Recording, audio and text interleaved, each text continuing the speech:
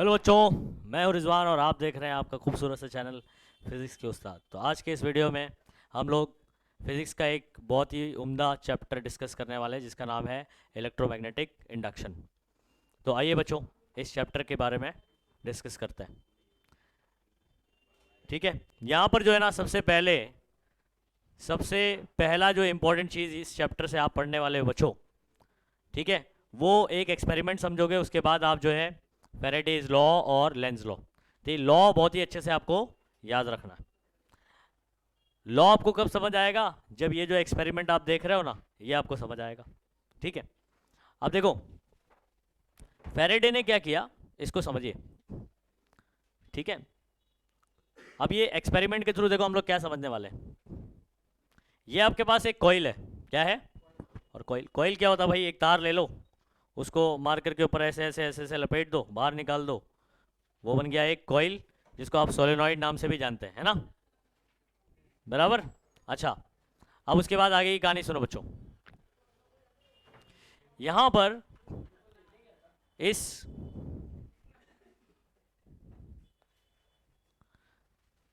Coil की अगर मैं बात करूं तो इस कॉइल से आपने क्या कनेक्ट किया हुआ है? गैल्वेनोमीटर। इसके अंदर कोई करंट अभी है नहीं। गैल्वेनोमीटर क्यों लगाया गया है? जब अगर उसमें करंट पैदा होगा, इंड्यूस होगा, तो आप उसको चेक कर पाए ना। कैसे पता चलेगा इसमें से करंट फ्लो कर रहा है? तो ये गैल्वेनोमीटर बताएगा। क्या बताएगा? गैल्वेनोमीटर बताने वाला है। देखो, गैल्वेनोमीटर में ऐसे नीडल होता है बीच में। किधर होता है? बीच में ऐसे नीडल होता है। गैल्वेनोमीटर देखा है सबने? ठीक है, फिजिक्स का एक्सपेरिमेंट करते वक्त देखा होगा ना आप लोग ने। आप लोग ये क्या नाम है, विस्टन्स करते हो तब यूज़ करते हो, बराबर है, बहुत टाइम आप इसको करते हो। सुनो, अगर करंट इस दिशा से आएगा तो ये गैल्वेनोमीटर इस डायरेक्शन में चला जाएगा। समझ में आ रहा है इसका नीडल? और अगर करंट यहाँ से आया तो ऐसे। बेसिकली ये डिफ्लेक्ट किया तो करंट फ्लो कर रहा है, और जिस तरफ डिफ्लेक्ट कर रहा है उस तरफ से आपको डायरेक्शन पता चल जाएगा। क्या पता चल जाएगा? डायरेक्शन पता चल जाएगा। अभी सुनो, हम लोग क्या करते हैं, इसको समझिए बात को। ये आपके पास एक कॉइल है, हमको क्या करना है, एक बार मैग्नेट इसके करीब लेकर आना है, फिर उसके बाद उसको दूर ले जाना है। तो पहले करीब लाके देखते हैं क्या होता है। ठीक है, अगर एक बार मैग्नेट के बारे में आप जानते हैं, नॉर्थ पोल है और ये क्या है? South pole. मैग्नेटिक फील्ड का डायरेक्शन पता है कहां से निकलती है, कहां जाती है? नॉर्थ टू साउथ, मतलब नॉर्थ आउटसाइड द मैग्नेट। तो नॉर्थ से ऐसे निकलती है, साउथ में जाती है, और ये कंटिन्यूस लूप होता है ना, कहीं पर भी ब्रेक नहीं होता है ऐसे। तो ये ऐसे, तो ये डायरेक्शन है बच्चों। किसका डायरेक्शन है ये? मैग्नेटिक फील्ड का डायरेक्शन है। समझ रहे बात को? सिर्फ आ रही। और ऐसी बहुत सारी लाइंस हैं, बहुत सारी मैग्नेटिक लाइन ऑफ फोर्सेस हैं। मुझे बताइए, जैसे ही मैं मैग्नेट इसके करीब ले जाऊंगा, ये कॉइल को क्या लगेगा? इसके अराउंड में क्या आ गया? मैग्नेटिक फील्ड आ गई। क्या क्या फील करेगा ये? तो जैसे मैं इस साउथ पोल को इसके मैग्नेट के इसके करीब ले जाता हूं, तो क्या होने वाला है? ये जो फील्ड है इसके करीब जाएगी। ये कॉइल क्या फील करेगा? कि मैग्नेटिक फील्ड बढ़ रही है। क्या फील करेगा? मैग्नेटिक फील्ड बढ़ रही है। अब देखो, हम लोग ने क्या ऑब्जर्व किया, अभी हमको अंदर की कहानी नहीं मालूम क्या हो रहा है, हम सिर्फ इस गैल्वेनोमीटर पे नजर रखेंगे। जैसे ही मैं इसको करीब लाता हूं, ठीक है, ये गैल्वेनोमीटर डिफ्लेक्ट होता है। क्या होता है? डिफ्लेक्ट होता है। ये इसका डिफ्लेक्शन होना, इसका मतलब कि करंट पैदा हो गया। अब उसको प्रोड्यूस नहीं बोलते, अपन इंड्यूस बोलते हैं। क्या बोलते हैं? मतलब वही होता है, लेकिन इंड्यूस मतलब क्या होता है? बिना टच किए इसके अंदर करंट पैदा हो गया ना, इंडक्शन के थ्रू। समझ में आ रहा है? ये मैग्नेट ने इसको टच नहीं किया हुआ है, दूर से ही सिर्फ जो है क्या कर रहे हैं अपन, उसके करीब लेकर आए, उसके बाद दूर ले जाएंगे। ठीक है, अच्छा, अब थोड़ा सा इस पर भी चर्चा करते हैं कि कौन से डायरेक्शन में करंट पैदा होने वाला है। ये कॉइल कैसे जा रहा है पता है? ऐसे, फिर ऐसे, ऐसे। ठीक है, यहां पर मैं आपको देखो एक चीज सिखाने वाला हूं, बहुत ही बढ़िया। आप जब इस मैग्नेट को नजदीक ले जाओगे ना, तो एक और चीज आप हाथ में क्या फील करोगे पता है? जैसे ही नजदीक ले जाऊंगा ना मैं, नहीं, अपोजिशन फील करूंगा मैं। अपोजिशन मतलब रिपल्शन फील करूंगा। क्या करूंगा? रिपल्शन इसलिए फील हो रहा है, आपने कभी दो मैग्नेट मैग्नेट खेला है कभी? साउथ साउथ नजदीक ले जाते तो रिपल्शन होता है। समझ में आ रहा है? नॉर्थ नॉर्थ ले गए तो तभी भी रिपल्शन होता है, लेकिन अपोजिट पोल अगर ले जाते हैं तो क्या होता है? अट्रैक्ट हो जाता है ना। अगर मैं साउथ को इसके करीब ले जा रहा हूं और रिपल्शन हो रहा है, क्या हो रहा है, इसका मतलब कि ये वाला जो साइड है ये साउथ की तरह काम कर रहा है। कैसे काम कर रहा है, साउथ की तरह काम कर रहा है। तो मैं अभी देखो आपको समझा रहा हूं, ये जो कॉइल है ना ऐसे, ये जो ऐसे जा रहा है तार, ठीक है, मैं इसको ऐसे सामने बना देता हूं आपके, ठीक है। तो अगर ये साउथ की तरह बिहेव कर रहा है तो इसमें एस लिख दो बच्चों, क्या लिख दो, एस, क्या लिख दोगे, एस लिख दो, अगर ये साउथ की तरह काम कर रहा है तो, ठीक है। और इसमें फिर करंट का डायरेक्शन हो जाएगा, देखो ये अगर ये साउथ की तरह बिहेव कर रहा है तो ये रहा एस, और करंट का डायरेक्शन इसके अंदर हो जाएगा ऐसे यहां से, और ये यहां से ऐसे आएगा, मतलब करंट ऐसे जा रहा है, फिर वहां से नीचे उतर के करंट ऐसे आएगा। तो ये जो नीडल ऐसा है, करंट यहां से आ रहा है तो ये ऐसे डिफ्लेक्ट करेगा। नहीं समझा बात को, इतनी बात समझ में आ गई। साउथ लेकर आया नजदीक, क्या लेकर आया जल्दी बोलो, साउथ लेकर आया, और ये रिपल्शन फील हो रहा है हाथ में, इसका मतलब वो कैसे बिहेव कर रहा होगा, साउथ की तरह। उधर पे एस फिट किया और एस के हिसाब से करंट का डायरेक्शन देखा तो करंट ऐसे जाके यहां से आएगा और ये गैल्वेनोमीटर फिर इस तरफ डिफ्लेक्ट करेगा। कुछ आई कहानी समझ में। अच्छा, तो ये करंट पैदा हुआ। और एक चीज सुनो, अगर मैं क्या करूंगा, अभी तो मैं इसको करीब लेकर आ रहा था, अब अगर मैं इसको दूर ले जाऊं तो क्या होगा। जब आप इसको दूर ले जाते हैं, जब क्या करते हैं बच्चों, नजदीक लेकर आ गए ना, जब आप दूर ले जा रहे होते हैं ऐसे स्पीड से, ठीक है, तो जब इसको दूर ले जा रहे हैं तब आप हाथ में फील करते हो कि ये तो अट्रैक्ट कर रहा है, अभी क्या कर रहा है, अट्रैक्ट कर रहा है। तो दूर ले जा रहा हूं तो अट्रैक्ट कर रहा है। साउथ को जब दूर ले जाता हूं तब ये काम करता है कैसे, जल्दी से बताओ। अट्रैक्ट कर रहा है, इसका मतलब नॉर्थ की तरह काम कर रहा है ना, और नॉर्थ की तरह काम करे तो करंट का डायरेक्शन ऐसे होगा, तो यहां से करंट ऐसे जा रहा है, देखो जब यहां से आएगा तो इधर से नीचे उतरेगा करंट, समझे बात को, करंट नीचे उतरेगा तो आपकी बार करंट ऐसे जा रहा है, तो ये नीडल कैसा डिफ्लेक्ट करेगा, पहले के कंपैरिजन में अपोजिट डायरेक्शन में करेगा। आया समझ में, मतलब ऐसे लाया तो करंट ऐसे बताया, जब दूर ले गया ऐसे डिफ्लेक्ट किया, और दोनों ही सिचुएशन में क्या हो रहा है, करंट इंड्यूस्ड हो रहा है। क्या हो रहा है, इंडक्शन इसलिए बोला जाता है कि बिना टच किए जो है ना करंट यहां पर इंड्यूस हो रहा है, पैदा हो रहा है। समझ में आ रही बात। अच्छा, क्या करीब लाने में भी हुआ, दूर ले जाने में भी हुआ, है ना। लेकिन अगर मैग्नेट को एक जगह रख दोगे, मैग्नेट को क्या करोगे, एक जगह रख दोगे, तो अब आप देखोगे गैल्वेनोमीटर कोई भी डिफ्लेक्शन शो नहीं कर रहा है।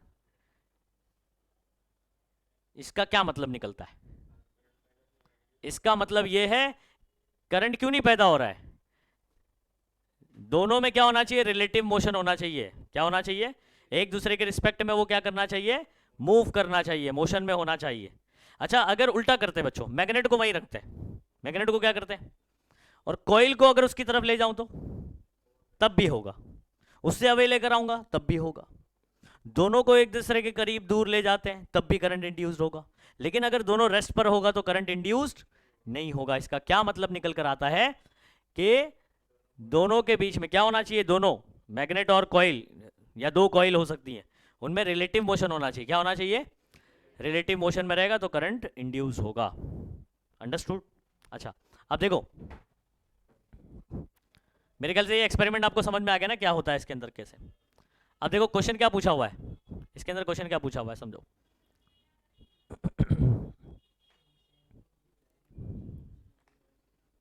क्वेश्चन देखिए बच्चों, state the experimental observation of Faraday's experiment. तो ये फैराडेज एक्सपेरिमेंट है, उसका एक्सपेरिमेंट आपको एक्सप्लेन करना है। समझ में आ रहा है। When magnet approaches a close circuit, ये क्लोज सर्किट है और ये मैग्नेट है, ये जब इसके पास करीब पहुंचता है, it produces a current in it. इसके अंदर क्या प्रोड्यूस होता है बच्चों, करंट प्रोड्यूस होता है। Okay, this current is known as induce current. ये जो करंट पैदा हुआ है इसी को क्या बोलते हैं, इंड्यूस करंट बोलते हैं। ठीक है। अच्छा, when magnet is taken away from close circuit, इस सर्किट से जब मैग्नेट को दूर ले जाओ तब भी करंट पैदा हुआ था। हाँ, current is again produce but in the opposite direction with respect to the induce current. जो पहले करंट पैदा हुआ था उसके अपोजिट डायरेक्शन में होगा, लेकिन होगा। ठीक है।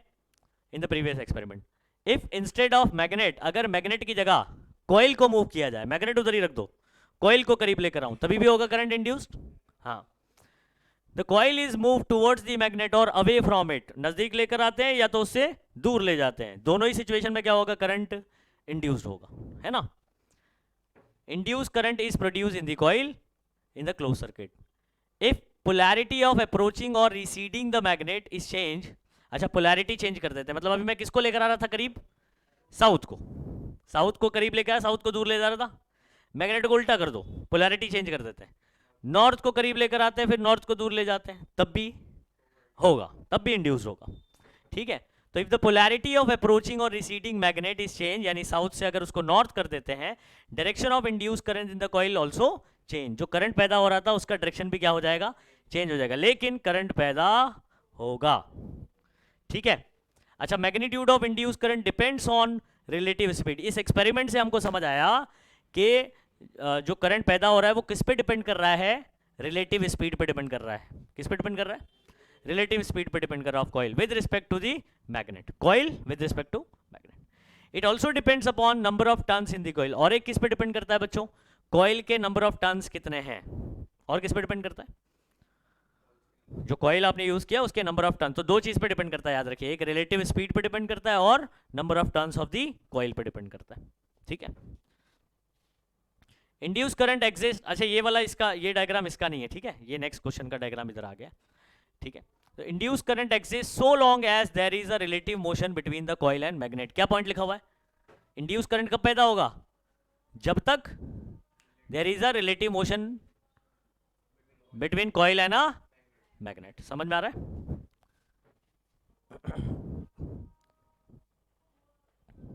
अच्छा अगर कोई दो कॉइल है, दोनों एक दूसरे का फेस कर रहे हैं, कॉइल फेस कर रहे हैं, produce similar effect as mention above in the experiment.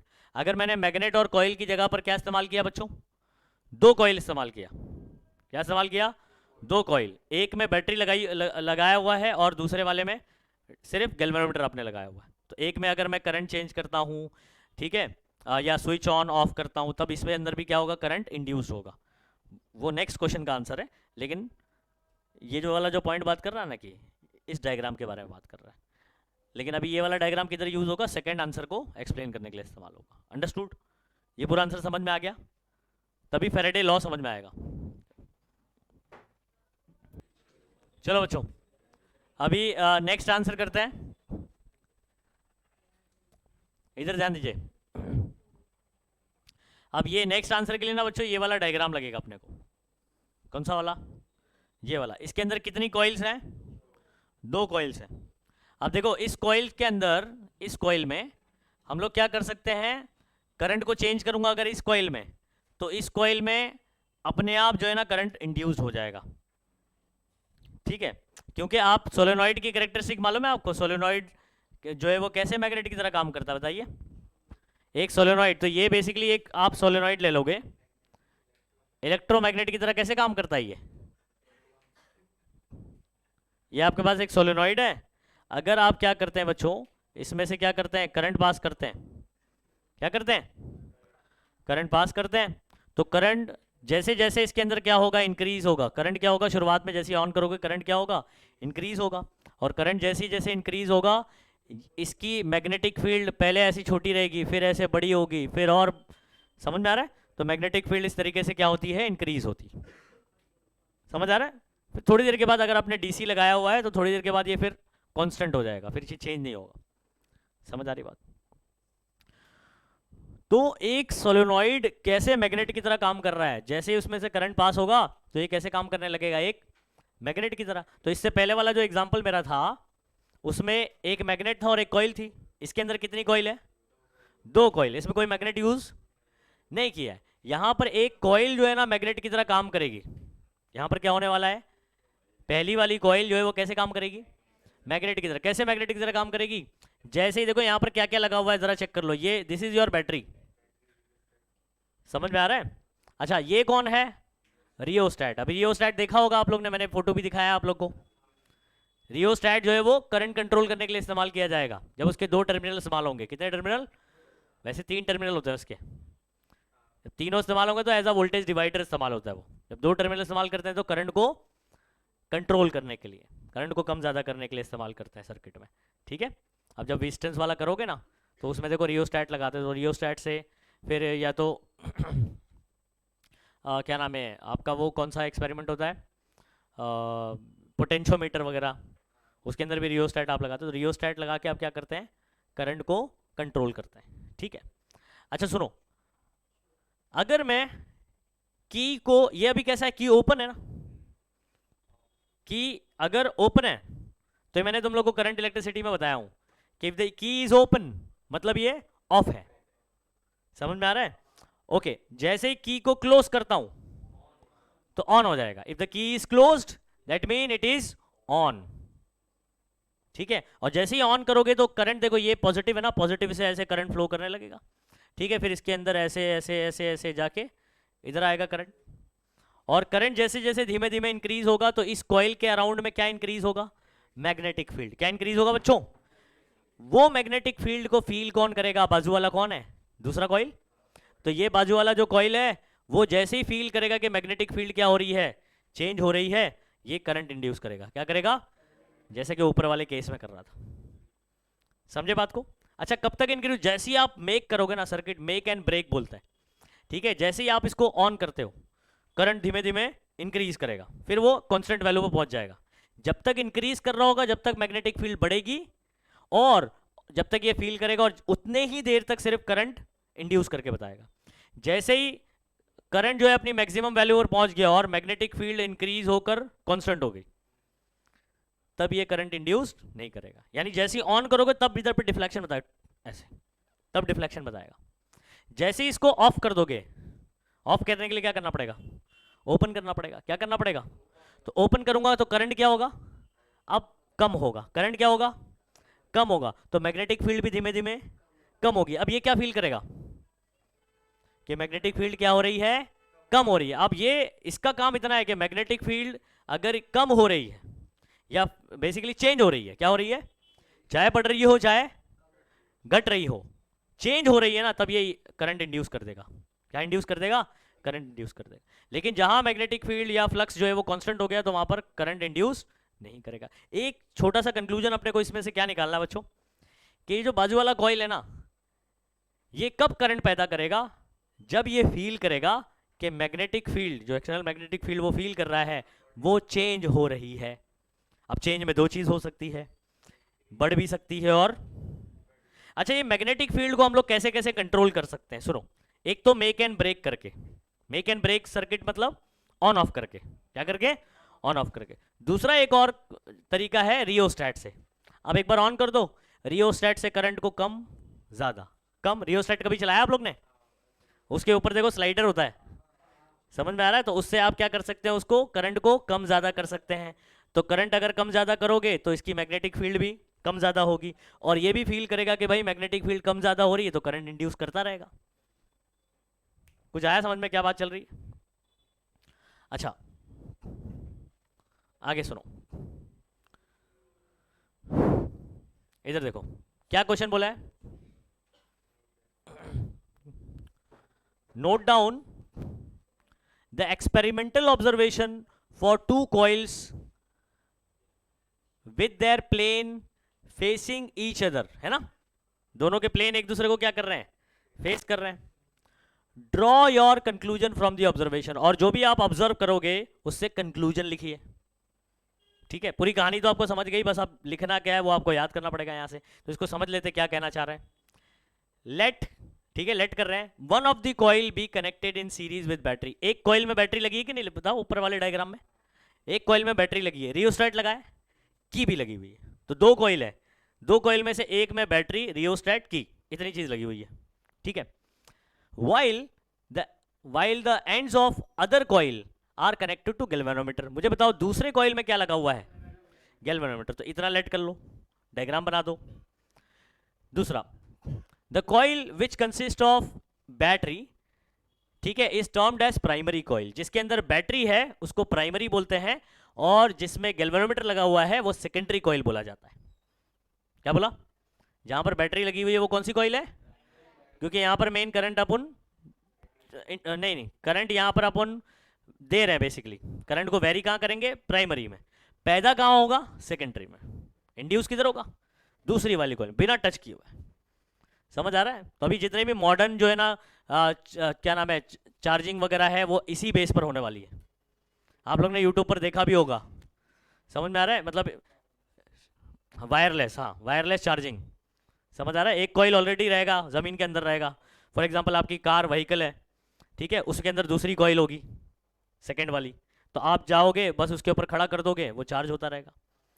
समझ में आ रहा है? या मोबाइल हो गया, मोबाइल में एक सेकेंडरी कॉइल रहेगा और आपके चार्जर में प्राइमरी कॉइल, आप बस मोबाइल रख दो, कुछ कनेक्शन करने की ज़रूरत नहीं है। तो इस तरीके से क्या होने लगेगा? वो चार्ज होने लगेगा। समझ में आ रहा है? तो धीरे धीरे अभी बहुत इस पर वर्क हो रहा है, काफ़ी वर्क हो भी चुका है, लेकिन अभी इतना मार्केट में, समझ में आ रहा है, धीरे धीरे आएंगी टेक्निक। अच्छा सुनो, फॉलोइंग ऑब्जर्वेशन आर मेड। ये अभी ये ऑब्जर्वेशन है, कंक्लूजन, ऑब्जर्वेशन से आपको क्या बोला था उसने, कंक्लूजन लिखने है ना, तो वो लिखते हैं अभी। सुनो, व्हेन सर्किट, ऑब्जर्वेशन क्या है? प्राइमरी कॉइल इज क्लोज्ड और ब्रोकन। क्लोज करना मतलब ऑन करना, ब्रोकन मतलब ओपन कर देना, ऑफ कर देना। तो या तो क्लोज करते हैं या तो मेक एंड ब्रेक बोलते हैं इसको। क्या बोलते हैं? Make and break of the circuit. Make करना, ब्रेक करना। समझ में आ रहा है? क्लोज करना मतलब ऑन करना, समझ आ रहा है? ब्रोकन या ओपन यानी ऑफ करना। तो कोई भी करते हैं आप थोड़ी देर के लिए, मोमेंटरीली, मतलब क्या हो गया बच्चों? थोड़ी देर के लिए इसके अंदर क्या होगा?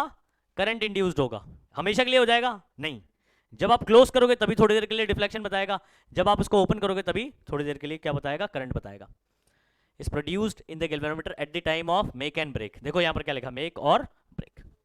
व्हेन सर्किट इज क्लोज्ड और broken the direction of deflection in the galvanometer are opposite to each other. ये सुनो, अगर आपने की ऑन किया तो फॉर एग्जांपल गैल्वेनोमीटर ने करंट इस दिशा में बताया, फॉर एग्जांपल इस दिशा में बताया, जब ओपन करोगे तो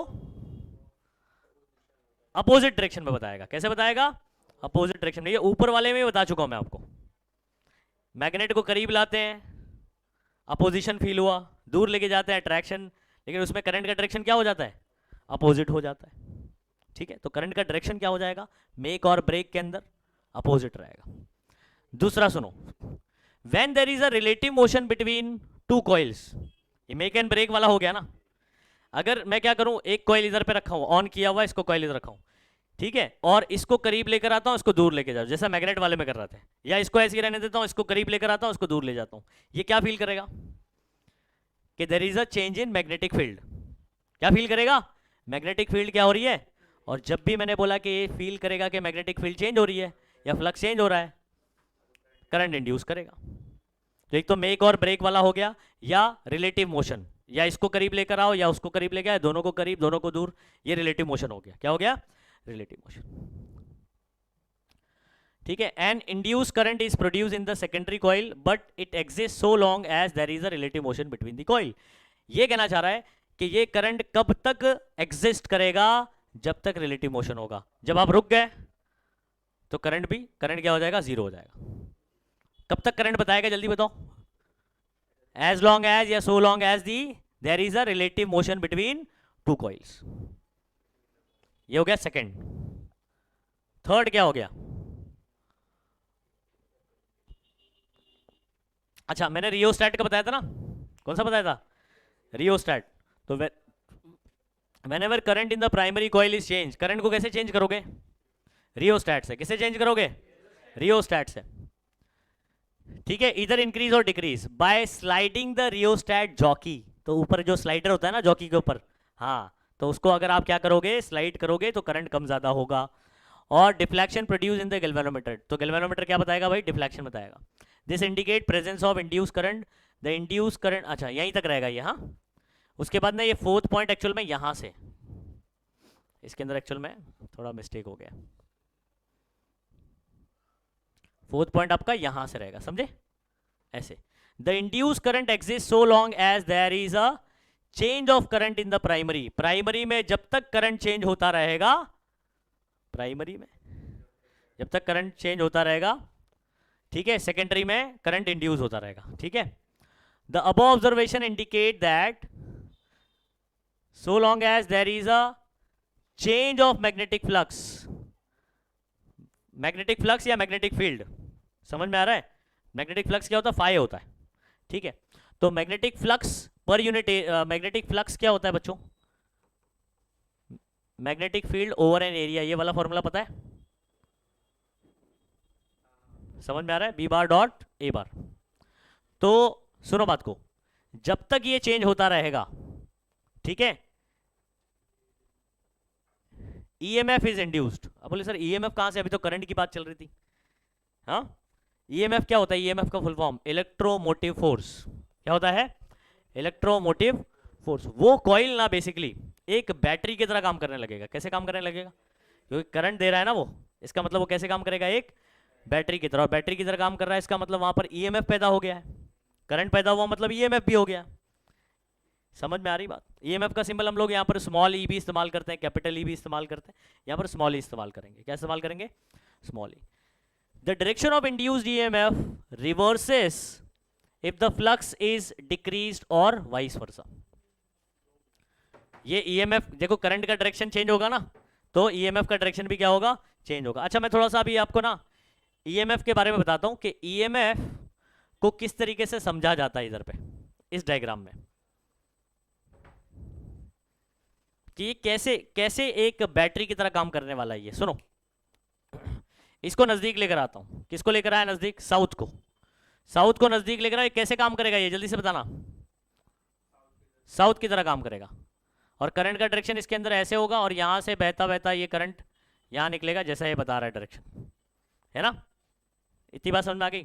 अच्छा, अब करंट अगर ऐसे जा रहा है, सोच के बताना, करंट यहां से जा रहा है फिर इधर से आ रहा है, इसका मतलब अगर मैं सोचूं कि ये कॉइल कैसे काम कर रहा है, तो it is acting like a battery, जिसका पॉजिटिव टर्मिनल इधर है और नेगेटिव इधर है।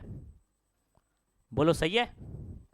करंट ऐसे जा रहा है ना, ऐसे दे रहा है ये, मतलब ये कॉइल कैसे काम कर रहा है? एक बैटरी की तरह काम कर रहा है, और जिसका पॉजिटिव इधर और नेगेटिव इधर होगा। बोलो क्लियर? तो मतलब ये क्या किया इसने करंट इंड्यूस किया, इसका मतलब ईएमएफ भी इंड्यूस हो गया इसके अंदर। क्या इंड्यूस हो गया?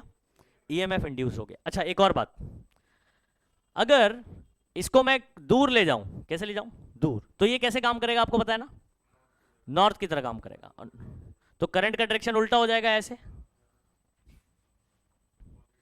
तो मतलब ये कैसे काम करेगा आप फिर, है ना?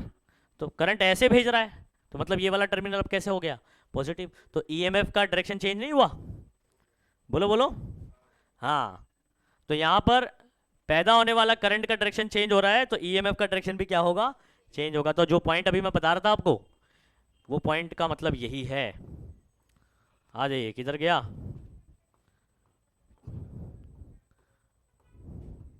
यही पॉइंट था।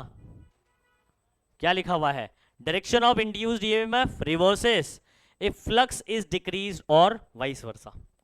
तो पहले आप नजदीक लेकर आ रहे तो फ्लक्स बढ़ रहा था, जब दूर ले जाओगे तो फ्लक्स क्या होगा? घटेगा। और जब फ्लक्स घटेगा तो ईएमएफ का डायरेक्शन क्या हो जाएगा?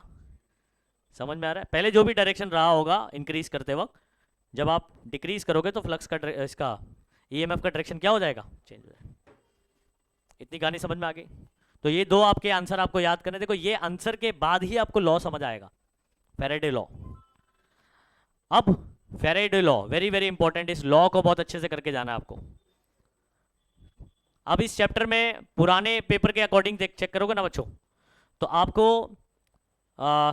3 मार्क का न्यूमेरिकल आएगा, 2 मार्क का न्यूमेरिकल आएगा, और उसके बाद इस चैप्टर से 2 मार्क के लिए आपको क्या आ सकता है? थ्योरी आ सकता है।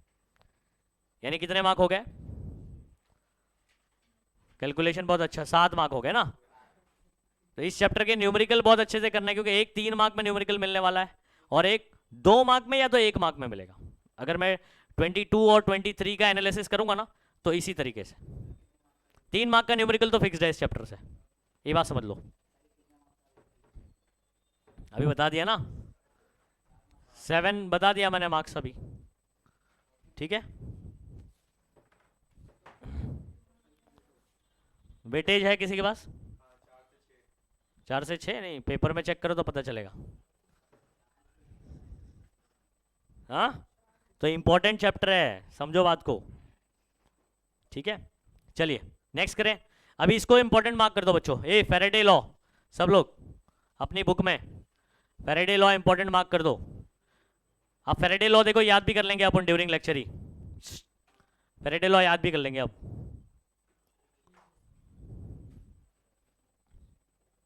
फैराडे फर्स्ट लॉ, पहली बात तो मैं आपको दो लॉ बताता हूं यहाँ पर, फैराडे फर्स्ट लॉ है और उसके बाद क्या है second law. Faraday first law, Faraday second law, उसके बाद आएगा लेंज लॉ। क्या बोला भाई? Faraday first law, Faraday second law और उसके बाद कौन आएगा? Lenz law. ठीक है, तो ये लॉ अपने को आना चाहिए अच्छे से। अच्छा मुझे बताओ फैराडे फर्स्ट लॉ क्या है? अभी जो पढ़ा ना बच्चों उसी का, ये एक बेसिकली क्वालिटेटिव लॉ है। कौन सा लॉ है? क्वालिटेटिव लॉ क्या पता है? जो सिर्फ है ना ये बताता है कि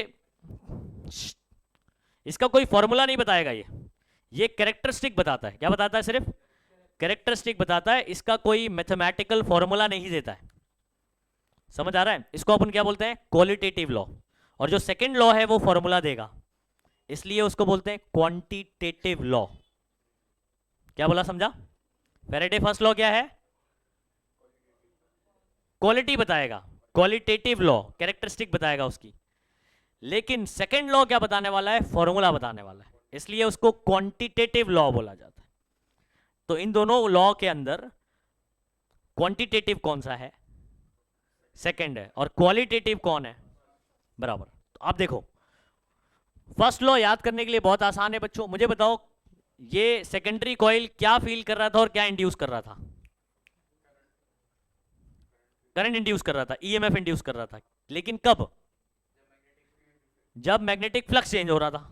अब पढ़ो, whenever there is a change in magnetic flux, जो इससे एसोसिएटेड है, तो associated with the coil EMF is induced in the coil, EMF पैदा हो जाता है। क्या बोला? हो गया खत्म। सुनो, whenever, क्या बोलना है? whenever there is a change in magnetic flux associated with the coil and EMF is induced, EMF पैदा हो जाएगा in the coil। ये क्या है? फैराडे फर्स्ट लॉ है। क्या ये? Faraday's first law. और it is also known as qualitative law. क्यों? क्या इंडिकेट करता है ये? कैरेक्टरिस्टिक ऑफ इंड्यूस्ड ईएमएफ बता रहा है। ये सिर्फ इस बारे में बात कर रहा है कि ईएमएफ कैसे पैदा होगा। मैग्नेटिक फ्लक्स चेंज होगा, ईएमएफ पैदा हो जाएगा। समझ आ रहा है? इतनी बात पहचान करवा रहा है बस, लेकिन कोई फॉर्मूला बता रहा है नहीं।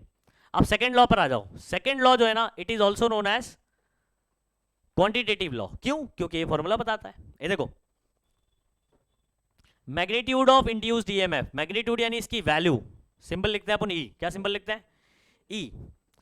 ये डायरेक्टली प्रोपोर्शनल होता है rate of change of magnetic flux. Rate of change of, ये रेट मतलब क्या होता है आपको मैंने कई मरतबा बताया कि डिवाइड बाय टाइम, है ना। तो rate of change of flux instantaneous rate है, तो डेरिवेटिव लेते हैं विद रिस्पेक्ट टू टाइम। तो फ्लक्स का रेट, फ्लक्स क्या है? फाई। इसका rate with respect to time कौन हो गया? D phi by D t, d phi by D t. This is what? Rate of change of flux, rate of change of magnetic flux. अब देखो क्या क्या एक्सप्रेशन लिखा हुआ है, जरा चेक कीजिए। ई कौन है? ई कौन है? इंड्यूस्ड ईएमएफ, बराबर है इंड्यूस्ड ईएमएफ। अब सुनो, मैग्नीट्यूड ऑफ इंड्यूस्ड ईएमएफ ये किसके डायरेक्टली प्रोपोर्शनल है? ये रेट, इसको पढ़ेंगे क्या? Rate of change of magnetic flux. समझ में आ रहा है? ठीक है, थ्रू द कॉइल। तो कॉइल में से कितना फ्लक्स कितने रेट से चेंज हो रहा है, कितने रेट से फ्लक्स चेंज हो रहा है, उसके डायरेक्टली प्रोपोर्शनल होता है। हो गया खत्म। फर्स्ट लॉ भी आसान है, सेकंड लॉ भी आसान है। फर्स्ट लॉ का नाम बता, फर्स्ट लॉ का स्टेटमेंट बताइए, चलो जल्दी फटाफट से। First law, whenever there is a change in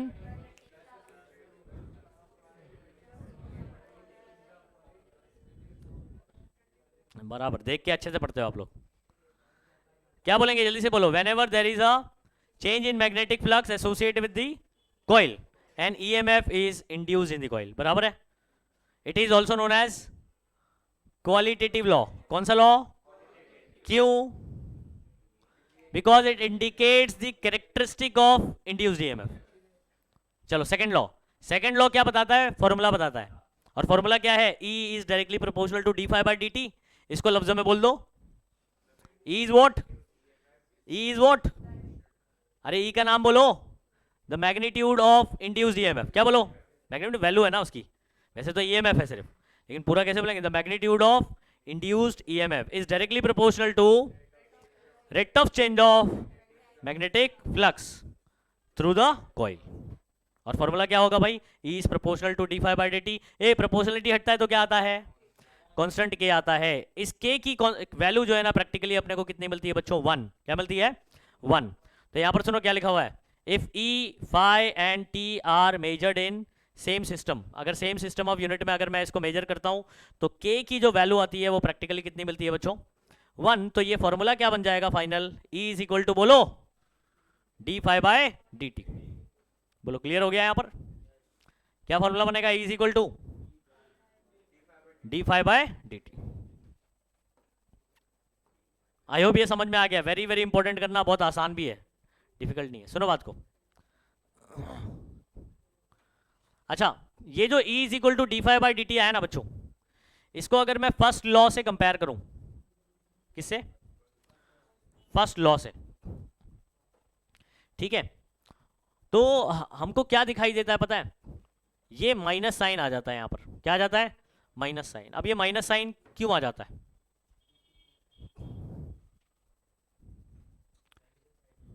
क्या नेगेटिव साइड नहीं, सुनो फ्लक्स बेसिकली क्या होता है, ये d phi by D t. मुझे बताओ जब आप करीब लेकर आ रहे होंगे, है ना, जब सोचो, सोच के देखना जरा, मैग्नेट को जब आप करीब लेकर आते हो तो रिपल्शन फील होता है या अट्रैक्शन फील होता है, रिपल्शन फील हुआ, क्या फील हुआ था, रिपल्शन। और सुनो यहां पर बात को, इसके अंदर ये जो सेकेंडरी कॉइल है वो मैग्नेट नजदीक लेकर आऊंगा तो मैग्नेटिक फील्ड बढ़ता फील करेगा या घटता फील करेगा, बढ़ता फील करेगा। तो ये जो रेट होगा वो क्या होगा, पॉजिटिव। रेट क्या होगा, नजदीक लाते वक्त रेट इज पॉजिटिव, लेकिन अपोजिशन फील हो रहा है ना नजदीक लाते वक्त, यानी वो अपोज कर रहा है, करीब ला रहे हो तो क्या कर रहा है, अपोज कर रहा है। तो जो ईएमएफ एक्चुअल में इंड्यूस्ड होता है वो नेगेटिव हो जाता है, क्या हो जाता है, नेगेटिव। लेकिन अभी सुनो, जब मैं दूर ले जाऊंगा, जब मैग्नेट को किधर ले जाऊंगा, दूर, दूर ले जाते वक्त क्या होता है, जब मैग्नेट को अट्रैक्शन फील होता है, तो दूर ले जा रहा हूं तो फ्लक्स क्या हो रहा है, कम। फ्लक्स अगर कम होगा तो ये रेट आपका क्या हो जाएगा, जल्दी से बताओ, नहीं, अगर फ्लक्स कम हो रहा है तो ये रेट पॉजिटिव होगा कि नेगेटिव होगा, d phi by D t, d phi by D t negative होगा। अरे पहले फ्लक्स इंक्रीज कर रहा था ना, इंक्रीज करते वक्त रेट क्या होगा, पॉजिटिव। अभी मैं केमिस्ट्री में ले चलूं तुम लोग को, केमिस्ट्री में रिएक्टेंट याद है, केमिकल काइनेटिक्स के अंदर रिएक्टेंट क्या होता है, कम, प्रोडक्ट बढ़ता है, रिएक्टेंट का रेट क्या लिखते थे बताओ, रिएक्टेंट का कॉन्सेंट्रेशन, हाँ नेगेटिव लिखते थे, और प्रोडक्ट बढ़ रहा होता था, हाँ, तो जो चीज बढ़ रही होती है उसका रेट क्या होता है, पॉजिटिव, और जो चीज घटेगी तो उसका रेट। तो जब दूर ले जाऊंगा तो मैग्नेटिक फ्लक्स क्या होगी, कम होगी, मैग्नेटिक फ्लक्स कम होगी तो रेट क्या रहेगा, ठीक है। अच्छा और एक चीज मुझे बताना, जब दूर ले जाता तो ये उसको अट्रैक्ट करता है कि रिपल करता है, अट्रैक्ट करता है, तो ईएमएफ आपका पॉजिटिव हो जाता है। तो ये देखो अगर ये नेगेटिव और बाहर नेगेटिव, नेगेटिव नेगेटिव क्या हो जाएगा, पॉजिटिव, और ईएमएफ क्या हो जाता है, पॉजिटिव हो जाता है।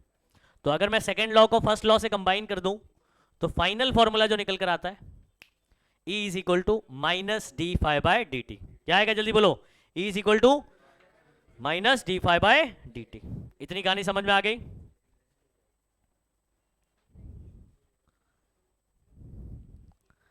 नेक्स्ट सुनो, अभी सुनो, नेक्स्ट फॉर्मूला क्या चेंज हो रहा है सुनो। अच्छा सेकेंडरी कॉइल जो अगर है, सेकेंडरी कॉइल उसका अगर एक ही टर्न होता, मतलब सिर्फ एक कॉइल है, तो E is equal to D phi by D t होता। लेकिन अगर दो कॉइल होते तो 2 d phi by D t, दोनों में चेंज होता ना फ्लक्स। 3 कॉइल होती तो 3 टर्न होता, तो बेसिकली टर्न बात करना है, नंबर ऑफ टर्न्स, एक टर्न रहेगा तो 1 d phi by D t, 2 turn रहेगा तो 2 d phi by D t, 3 turn, ऐसे ही n turn.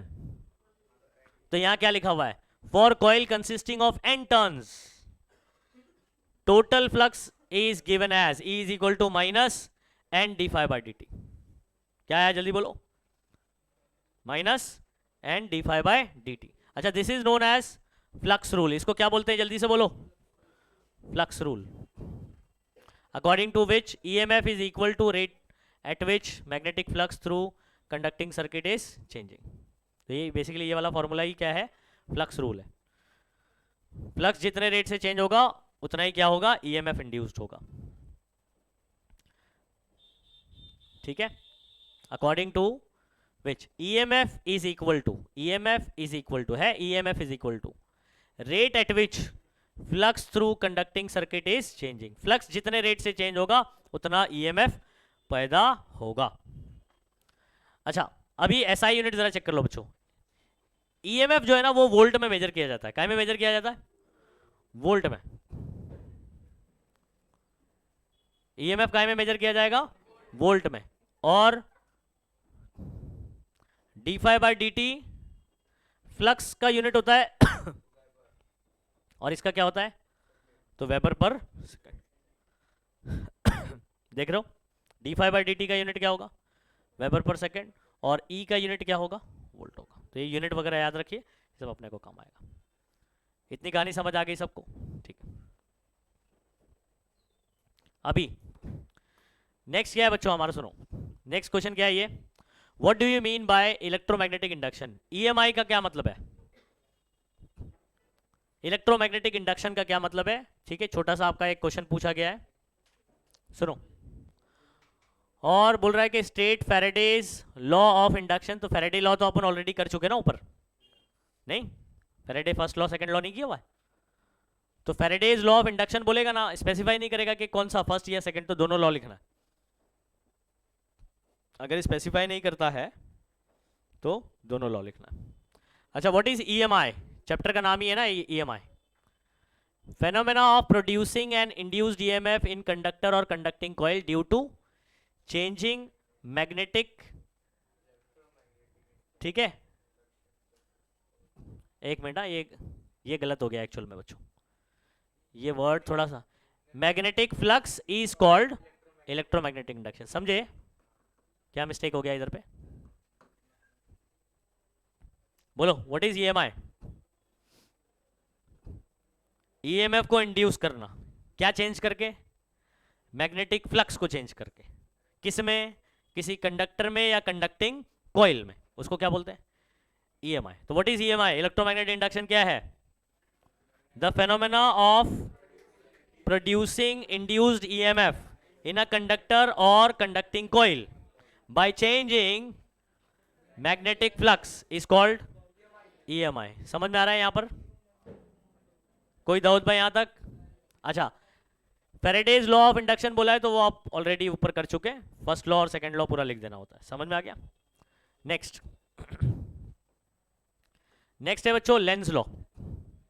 Explain how magnets motion creates magnetic dipole in the coil.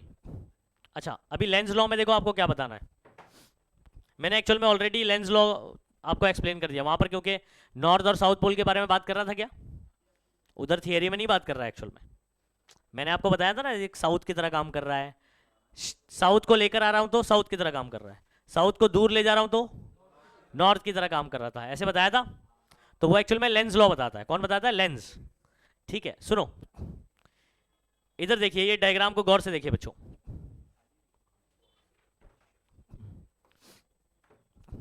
ये कौन सा पोल है, नॉर्थ पोल है। अगर मैं इस नॉर्थ पोल को, इस ये कॉइल है, ये क्या है आपके पास, कॉइल है। अगर मैं नॉर्थ पोल की तरफ, नॉर्थ पोल को इस कॉइल की तरफ ले आता हूं तो ये अट्रैक्ट करेगा, रिपल करेगा, पहले बताओ। करीब ले जाने पर क्या होता है, रिपल्शन होता है। रिपल्शन है, इसका मतलब मैं नॉर्थ ले जा रहा हूं तो ये भी कैसे काम करेगा, नॉर्थ की तरह काम करेगा। अब मैं क्या करता हूं बच्चों, आपके टेक्स्ट बुक है ना आपके पास, तो आप क्या करते हैं, यहां पर ऐसे नॉर्थ ड्रॉ कर लीजिए तो आपको समझ में आए। नॉर्थ लेकिन ड्रॉ कैसे करोगे देख लो जरा। हाँ, तो ये जो ऊपर वाला फेस है it is acting like a north pole. कैसे काम करेगा? अगर ऊपर वाला नॉर्थ है तो नीचे वाला कैसे काम करेगा? साउथ। मतलब दो पोल बने, दो पोल बने कि नहीं बने? तो ये डायपोल क्रिएट हो गया। क्या हो गया? डायपोल क्रिएट हुआ। लेकिन कैसे क्रिएट होता है? हमेशा अपोजिट डायरेक्शन में। हमेशा क्या होता है? नॉर्थ ले जाऊंगा ना तो उधर नॉर्थ क्रिएट हो जाएगा, नॉर्थ को अगर उससे दूर ले जाऊंगा तो फिर साउथ क्रिएट हो जाएगा। समझे बात को? अगर फॉर एग्जांपल मैं एक और डायग्राम बनाता हूं यहां पर,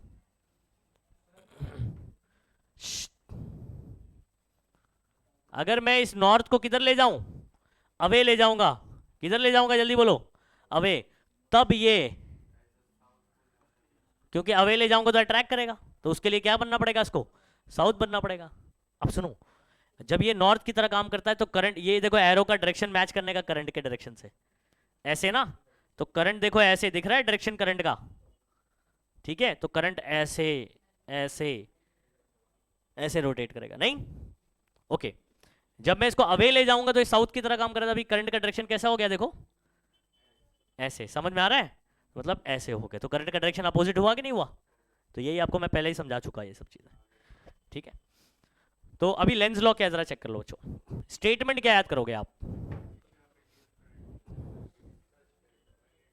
देखो, direction of induce current in circuit is such that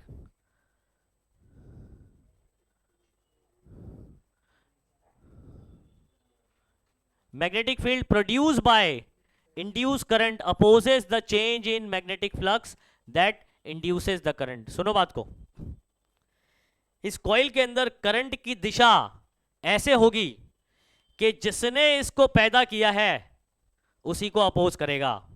नहीं समझा क्या बोल रहा हूं? मैग्नेट को करीब लाया, मैग्नेट को करीब लाया, नॉर्थ लेकर आया, तो ये कैसे काम कर रहा है? नॉर्थ की तरह। और करंट का डायरेक्शन ऐसा कर दिया कि ये उसको अपोज कर रहा है, जिसने, जिसकी वजह से ये पैदा हुआ है उसी को क्या कर रहा है? अपोज कर रहा है। समझ गए? अच्छा, जब दूर ले जाऊंगा, अब वो दूर जाना चाहता है तो उसको अट्रैक्ट कर रहा है, और जब पास आना चाहता था तो रिपेल कर रहा है ना? कहानी सिंपल एकदम।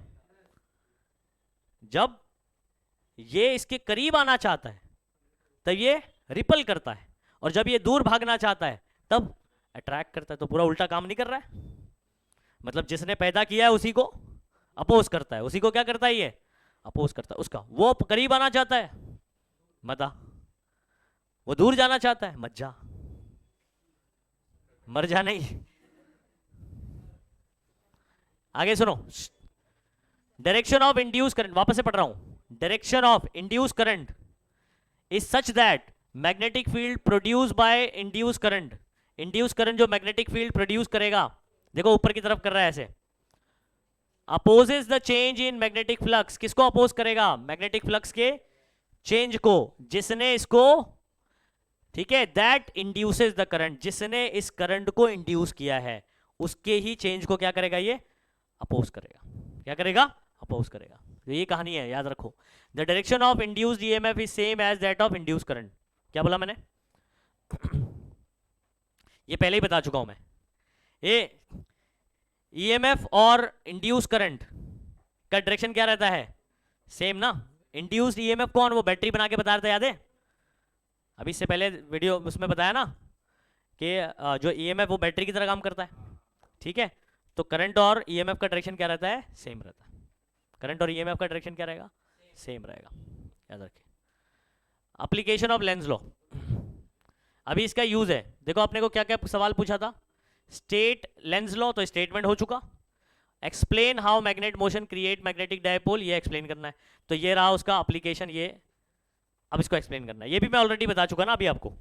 अब पॉइंट पढ़ते सिर्फ। एक नॉर्थ पोल कंसीडर करो, मूविंग टुवर्ड्स अ लूप, एक लूप के करीब ले जा रहा हूं। ए चलो लेट्स स्टार्ट बच्चों। ए इधर सुनो, अभी ये वाला आंसर कैसे करेंगे?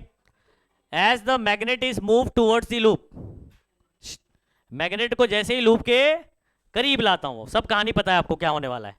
Current is induce in the loop, current पैदा होगा। The induce current in the loop produces magnetic dipole moment. देखो मैग्नेटिक डायपोल बनाता है, दो पोल बनाता है, ऊपर नॉर्थ और नीचे साउथ बनाता है। Dipole is oriented in such a way, dipole इस तरीके से ओरिएंट होता है that it opposes the motion, ये मोशन को अपोज करेगा। अगर आप नॉर्थ को करीब ला रहे हैं तो इसको अपोज करना है, इसको रोकना है, तो क्या बनाना पड़ेगा ऊपर, नॉर्थ बनाना पड़ेगा। तो डायपोल इस तरीके से बनता है कि जो भी मोशन हो रहा है अगर उसके करीब हो रहा है तो उसको रोकेगा, अगर उसके अवे जा रहा है तब भी उसको रोकेगा। समझ में आ रहा है? तो करीब आ रहा है तो उसको रिपेल करना पड़ेगा, और जब दूर जा रहा है तो उसको क्या करना पड़ेगा, अट्रैक्ट करना पड़ेगा। तो इस तरीके से ये डायपोल क्रिएट होता है। समझ गए बात को? 10 loops, north pole must face the approaching north pole, अगर नॉर्थ पोल उसकी तरफ पहुंच रहा है तो लूप के ऊपर वाला जो सरफेस है, फेस है, उसमें नॉर्थ बन जाएगा। ठीक है, टू रिपेल इट, क्या करने के लिए, repel.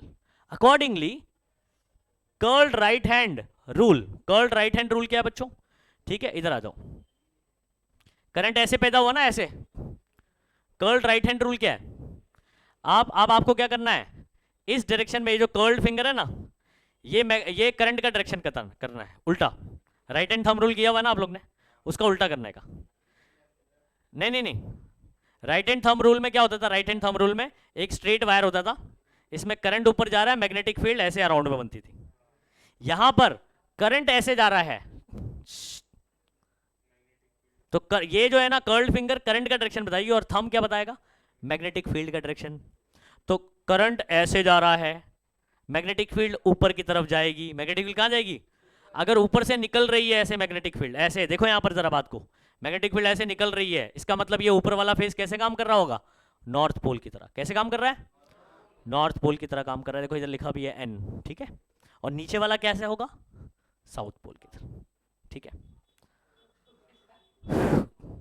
Accordingly curled right hand rule for magnetic dipole moment, magnetic dipole और magnetic field induce current in the loop will be counter clockwise. ए करंट कैसा है, काउंटर क्लॉकवाइज मतलब मालूम है क्या होता है, एंटी क्लॉकवाइज। क्या होता है, तो आप मुझे बताओ क्या ये एंटी क्लॉकवाइज है, ऊपर से देखोगे तो ऐसे एंटी क्लॉकवाइज समझ में आता है, एंटी क्लॉक घड़ी की उल्टी दिशा में, ठीक है। तो ये ऐसे जा रहा है करंट, तो अगर मैं ऐसे कर दूं तो घड़ी की उल्टी दिशा है कि नहीं, जल्दी बोलो, हाँ, तो एंटी क्लॉकवाइज है,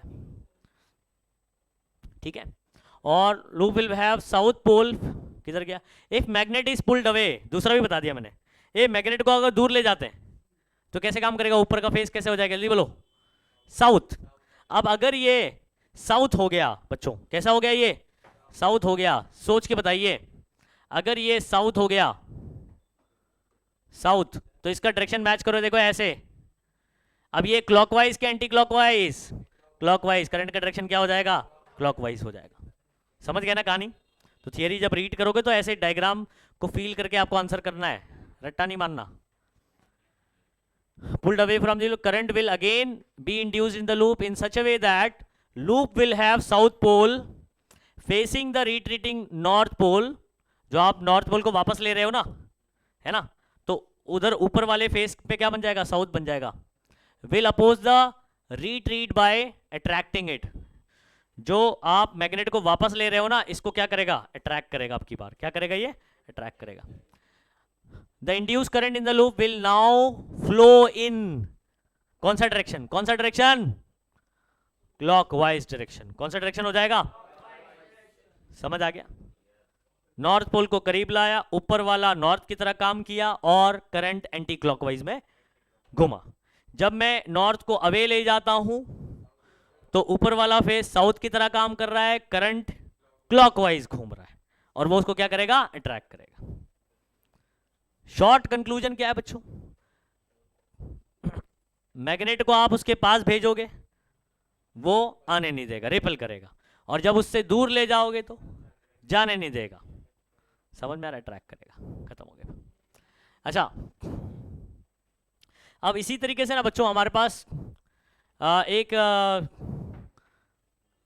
बेसिकली ये उसके अंदर का आंसर है, आपको उसको करने की जरूरत नहीं है। यहां देख लो, state and explain Lenz law in the light of principle of conservation of energy. अच्छा, स्टेटमेंट तो वही लिख देंगे अपन जो ऊपर पढ़ा था अपन ने, स्टेटमेंट तो वही लिखेंगे। अब आपको ना इसको एक्सप्लेन करना है कंजर्वेशन ऑफ एनर्जी के फॉर्म में, किसमें, किसके टर्म में? इन the light of conservation of energy की रोशनी में, ऐसा बोलना चाह रहा है वो। समझे क्वेश्चन को? कंजर्वेशन ऑफ एनर्जी के टर्म में आपको एक्सप्लेन करना है लेंज लॉ को। देखो, अब जो इंड्यूस हुआ वो पैदा करने वाले को अगर अपोज नहीं करेगा, फॉर एग्जांपल सपोर्ट करेगा, क्या करेगा?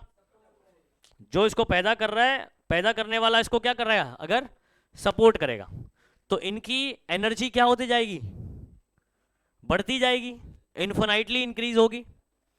तो ये तो परपेचुअल मोशन हो जाएगा ना, मतलब इसको कोई एनर्जी की जरूरत नहीं पड़ेगी। फिर ये तो सारे लॉ को वायलेट करेगा, मतलब एक बार इसको स्टार्ट कर दिया तो खत्म ही नहीं होगा। लेकिन ऐसा नहीं होता है, नेचर में जो है वो क्या होता है, कंजर्वेशन ऑफ एनर्जी का कुछ कॉन्सेप्ट है, समझ में आ रहा है? इस वजह से इसको क्या करता है, ये अपोज करता है। अब देखो यहां पर क्या बोल रहा है,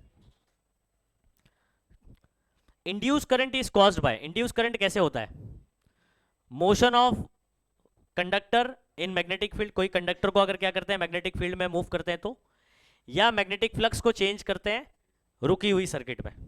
ऐसे ऊपर केस देखा ना अपन ने, अलग अलग तरीके से करंट पैदा होता है। पहले केस में जब किसी तार को मैं मैग्नेटिक फील्ड में मूव करता हूं, जब किसी तार को क्या करता हूं, तो इसके अंदर करंट पैदा होगा। इसके अंदर क्या होगा? तो पहले केस में direction of induce current in the moving is such that direction of thrust exerted on the conductor by the magnetic field is opposite to direction of its motion, and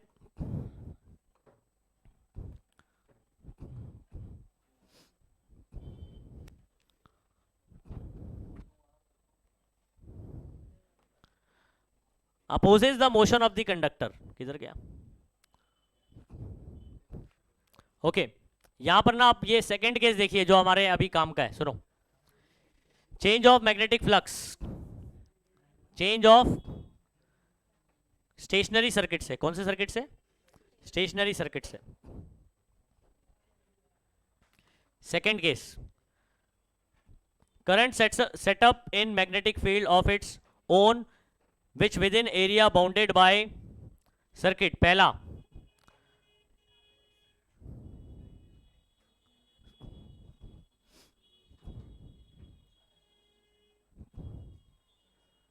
okay,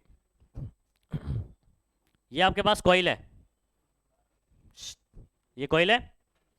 अच्छा, अगर मैं क्या करता हूं, north को करीब लेकर आता हूं उसके,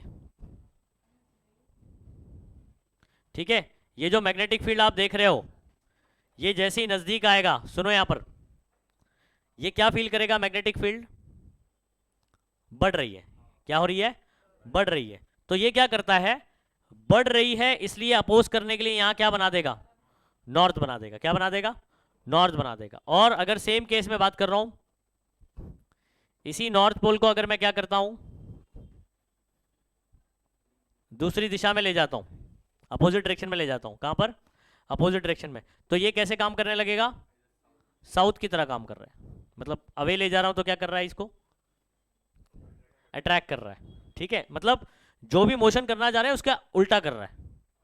करीब ले जाते हैं, खुद से अट्रैक्ट होने जा रहे हैं तो वो क्या करने लगता है? रिपल। और जब आप दूर ले जाते हैं तो अट्रैक्ट करता है, ठीक है। तो अपोजिट काम क्यों करता है? सुनो, if an induce current flows in the circuit in such a direction that it helps the cause, अगर फॉर एग्जांपल इसके अंदर जो करंट पैदा होने वाला है वो इसको हेल्प करने लगे, अभी तो क्या कर रहा है, एक्चुअल में क्या करता है? अपोज करता है ना। करीब ले जा रहा हूं तो रिपल, दूर ले जा रहा हूं तो अट्रैक्ट। लेकिन फॉर एग्जांपल करीब ले जा रहा हूं और वो अट्रैक्ट ही कर रहा है, करंट का डायरेक्शन सेम उसमें आ जाता है। ऐसे केस में जब उसको सपोर्ट करने लगेगा, induce current and the magnetic flux जो लूप में पेनिट्रेट करेगा will lead to an infinite growth. तो इसका ग्रोथ क्या हो जाएगा? इन्फिनाइटली ग्रो करेगा। और जब ये इन्फिनाइटली ग्रो करेगा तो इसको बाहर से कोई एक्सटर्नल एनर्जी की जरूरत नहीं पड़ेगी। The induce current once started, अगर करंट एक बार शुरू हुआ तो ये खत्म होने वाला नहीं है, वुड कीप इंक्रीजिंग इनडेफिनाइटली। समझ में आ रहा है? ठीक है, उसकी कोई लिमिट ही नहीं होगी उसकी, producing joule heating at no extra cost. और यहां पर जो है ना ये हीट भी, जब करंट बहुत ज्यादा होगा तो क्या होगा भाई, हीट नहीं करता है। आपने ये नहीं देखा कॉइल को जब बहुत ज़्यादा करंट पास करते हैं तो गर्म हो जाता है और हीट प्रोड्यूस करता है, हीटर में देखा होगा आप लोग ने, ठीक है। या सिगरेट जलाने वाली स्प्रिंग होती है, नहीं वो पान पट्टी पर रहती है, बराबर है, बटन चालू करके स्प्रिंग गर्म करके लगाते हैं, क्या ठीक है। हाँ हीटर, उसमें स्प्रिंग लगी होती है जो कि गर्म हो जाता है, तो वो क्या है, हाँ ठीक है, आयन में होता है आपकी जो स्त्री करते हैं आप उसके अंदर। अच्छा, एंड दस बी सेल्फ सस्टेनिंग, मतलब सेल्फ सस्टेनिंग मतलब क्या हो जाएगा, परपेचुअल मशीन हो जाएगा। परपेचुअल मशीन किसको बोलते हैं, एक हाइपोथेटिकल मशीन है जो खुद अपने आप उसको कोई एक्स्ट्रा एनर्जी की जरूरत, तो परपेचुअल या हाइपोथेटिकल है, समझ में आ रहा है, रियल में ऐसा एग्जिस्ट नहीं करता है, तो सेल्फ सस्टेनिंग हो जाएगा। This will violet the law of conservation of energy, और ये क्या, कंजर्वेशन ऑफ एनर्जी के लॉ को वायोलेट करेगा, इसलिए ऐसा पॉसिबल नहीं है। पॉसिबल है, नहीं पॉसिबल है। 10 Lenz law is necessary. Lenz law किसका नतीजा है, Lenz law is the necessary consequence of law of conservation of energy.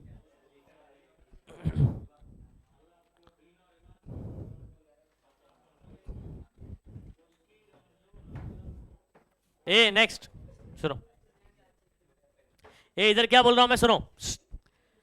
तो हमने इस आंसर में क्या देखा कि अगर वो अपोज नहीं करेगा तो सपोर्ट करेगा, और सपोर्ट करने में क्या हो जाएगा, करंट और मैग्नेटिक फील्ड इन्फिनाइटली ग्रो करेगा, जिसकी वजह से क्या हो जाएगा, ये सेल्फ सस्टेनिंग हो जाएगा, यानी खुद ब खुद चलेगा आगे चल के, उसको किसी की जरूरत। लेकिन ऐसा पॉसिबल नहीं है, ये कंजर्वेशन ऑफ एनर्जी को क्या करेगा, वायोलेट करेगा। तो अगर कहीं एनर्जी कम होती है तो दूसरी जगह बढ़ती है, ऐसा नहीं है एनर्जी पैदा होती जाती नहीं है, ऐसा नहीं है, कन्वर्ट होती है energy, neither be created nor be destroyed, सिर्फ ये one form to another form. हाँ समझ आ रही बात। अच्छा, opposing sense of induce current is one manifestation of general statement of Lenz law. तो लेंज लॉ का एक क्या मीनिंग है, सुनो बात को, every effect of induction act in opposite to cause that produces it. जो चीज पैदा हुई ना, जो चीज इंड्यूस हुई, उसका हर एक्शन किसके अपोजिट में होगा, जिसने उसको पैदा किया। क्या बोला मैंने, इंडक्शन का हर एक्शन किसके अपोजिट होगा, जिसने उसको पैदा किया। ये जनरल स्टेटमेंट है इसका, लेंज लॉ का। Every effect of induction act in opposition to cause that produces it. वो कॉज जिस वजह से ये पैदा हुआ है उसको अपोज करेगा, क्या करेगा, अपोज करेगा। शॉर्ट में बोलूं, जिसने इसको पैदा किया उसी को क्या करेगा, ये अपोज करेगा। समझ में आ रहा है, ये लेंज लॉ का बेसिकली। नेक्स्ट,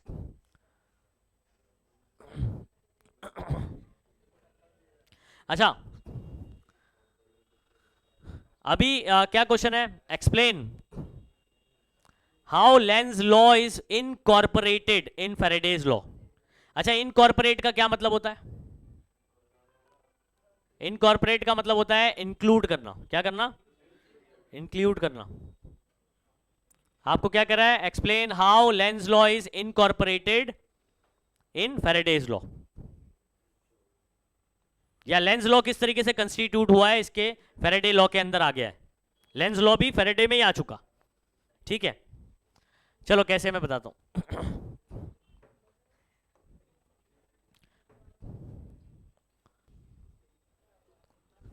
ये फैराडे के हिसाब से फॉर्मूला बताओ जल्दी से, according to Faraday law E is equal to क्या फॉर्मूला है, जल्दी बताओ, माइनस d∅dt है ऐसे फॉर्मूला, यही फॉर्मूला किया हमने, फैराडे सेकंड लॉ नहीं किया है। E is equal to minus second और फर्स्ट को कंबाइन करके E is equal to minus d∅dt बन गया। This is equation number 1। अभी सुनो, फ्लक्स का डेफिनेशन ये पता है, फाई का फॉर्मूला सबको, ये फाई का फॉर्मूला क्या है, b बार डॉट a बार, याद रख लीजिए फाई का क्या फॉर्मूला है। अच्छा मुझे बताओ, डॉट हटेगा तो क्या आएगा, कॉस आएगा, वेरी गुड। अब सुनो, अगर ये आपका कॉइल है, ये कौन है, कॉइल, इसका एरिया स्केलर होता है या वेक्टर होता है, वेक्टर होता है, area is a vector quantity. सुनो, एरिया का direction, magnetic field for example बच्चों ऊपर की तरफ जा रही है, मैग्नेटिक फील्ड कहां जा रही है, ऊपर की तरफ, ऊपर जा रही है मैग्नेटिक फील्ड, और एरिया का डायरेक्शन भी प्लेन को परपेंडिकुलर होता है, एरिया किधर होता है, तो एरिया भी ऊपर और मैग्नेटिक फील्ड भी कहां जा रही है, दोनों का डायरेक्शन, दोनों वेक्टर का डायरेक्शन अगर सेम है, थीटा कितना होगा, 0। तो अगर एरिया का डायरेक्शन और ये बी का डायरेक्शन, ए और बी सेम है, तो थीटा विल बी 0। दोनों कैसे हो जाएंगे, पैरेलल वेक्टर होंगे, जल्दी से बताओ, पैरेलल वेक्टर, तो थीटा इज इक्वल टू, ए चलो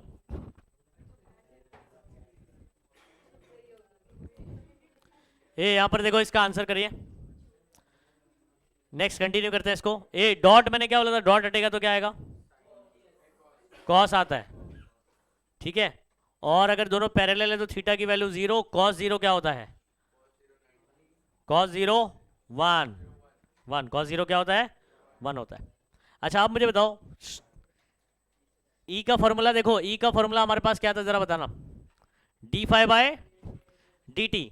अच्छा फ्लक्स का फॉर्मूला मैंने क्या बताया, पी बार डॉट ए बार, हो गया, समझ में आ रहा है। अगर दोनों कैसे हैं, पैरेलल हैं, दोनों कैसे हैं, या एक काम करते हैं सुनो, तो डॉट हटेगा, कॉस आएगा, और उसी के साथ साथ फॉर एग्जांपल बच्चों अगर बी आपका,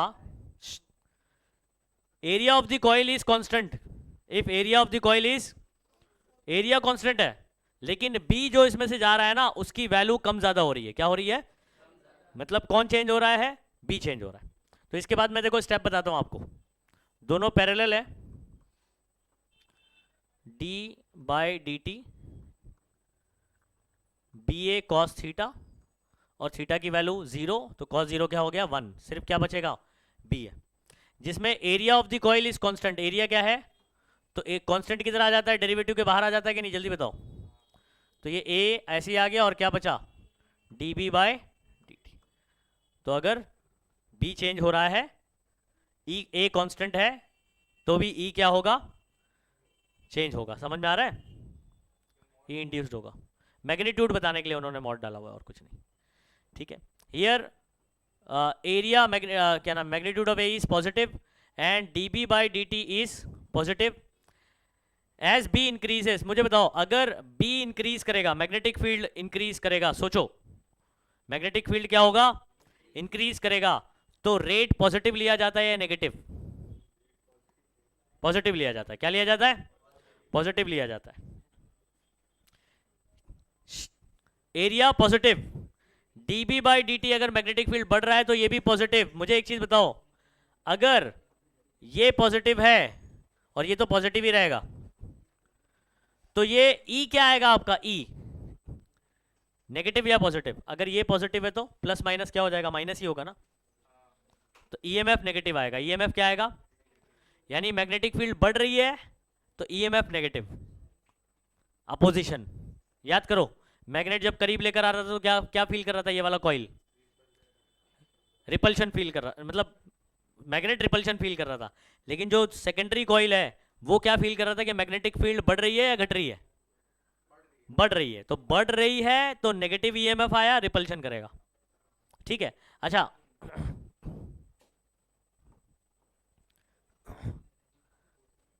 EMF is negative quantity, EMF क्या आ गया, नेगेटिव। अच्छा सुनो, the screw driver rule fixes the positive sense of circulation around the loop as clockwise direction. Screw driver rule क्या है, ये राइट हैंड स्क्रू रूल, कौन सा रूल, स्क्रू ड्राइवर ऐसे करते हैं ना, बराबर है, तो खुलता है बाहर की तरफ आता है ना screw, right hand screw driver, क्या स्क्रू ड्राइवर रूल, आपको अगर एक स्क्रू खोलना है तो आप इसको क्या करोगे, ऐसे करोगे ना, तो किधर आता है, बाहर की तरफ आता है, और अगर आप ऐसे करोगे तो किधर जाएगा, अंदर की तरफ जाएगा, तो ये राइट हैंड स्क्रू रूल बोलते हैं इसको, ठीक है। तो ये करता क्या है, डायरेक्शन फिक्स करता है, क्या करता है, डायरेक्शन फिक्स करता है। The sense of induced EMF is negative. सुनो, इक्वेशन का जो एलएचएस देख रहे हो आप, इक्वेशन नंबर 1 का ये लेफ्ट हैंड साइड चेक करो, इसमें एलएचएस कौन है? ई है, EMF. In order to be equal to RHS, मुझे बताओ ये नेगेटिव है, ये पॉजिटिव है, dB बाई dt अगर मैग्नेटिक फील्ड बढ़ रहा है तो ये भी क्या आएगा? पॉजिटिव। मुझे बताओ माइनस साइन यहां पर है ना, अब माइनस प्लस क्या होता है? माइनस ही होगा। तो ये जो E की वैल्यू है, सुनो बात को, ये नेगेटिव आएगी ना, क्या आएगी? क्या आएगी?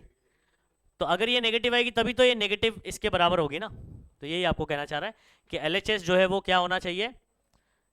नेगेटिव रहता है ताकि वो राइट हैंड साइड के क्या हो सके? इक्वल हो सके। ठीक है, नेक्स्ट,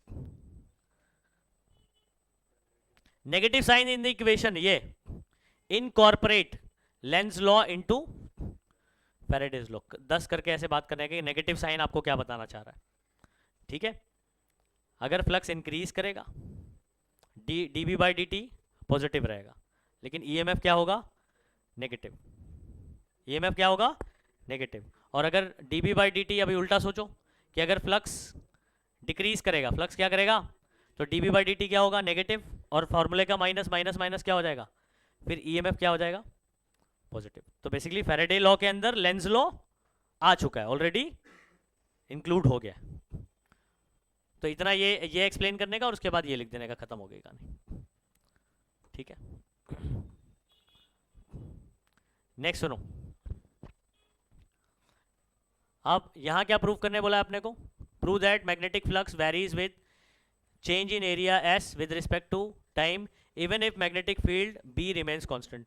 अब मैं आपको ना यहाँ पर, अभी जो ऊपर हम लोग ने एक इक्वेशन यूज किया था, याद करो, y is equal to sorry E is equal to minus d phi by D t, और डी फाई में मैंने लिखा था B इंटू ए। ओके, अब इस एक्सप्रेशन में अगर मैं बोल दूं B कांस्टेंट है, कौन कांस्टेंट है? तो B डेरिवेटिव के बाहर आ जाएगा। कौन आ जाएगा बाहर? B। अंदर कौन बचेगा?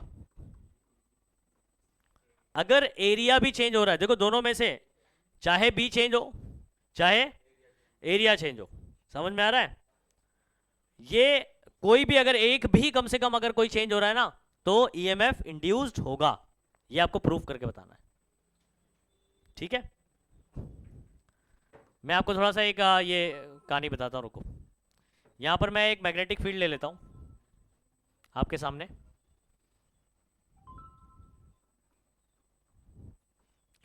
ये क्रॉस क्रॉस का क्या मतलब है बताओ? बराबर, magnetic field is going into the board, अंदर जा रहा है। ठीक है, अच्छा, अगर इसके अंदर बच्चों मैं एक फ्रेम कंसीडर करता हूं, एक रेक्टेंगुलर फ्रेम कंसीडर करता हूं, ठीक है, और इसको राइट हैंड साइड मूव करता हूं ऐसे ठीक है,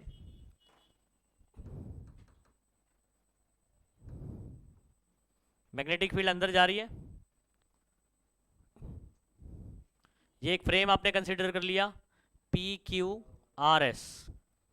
मुझे एक चीज बताओ, अभी इतना सा एरिया सिर्फ मैग्नेटिक फील्ड के अंदर है ना, कितना एरिया अंदर है?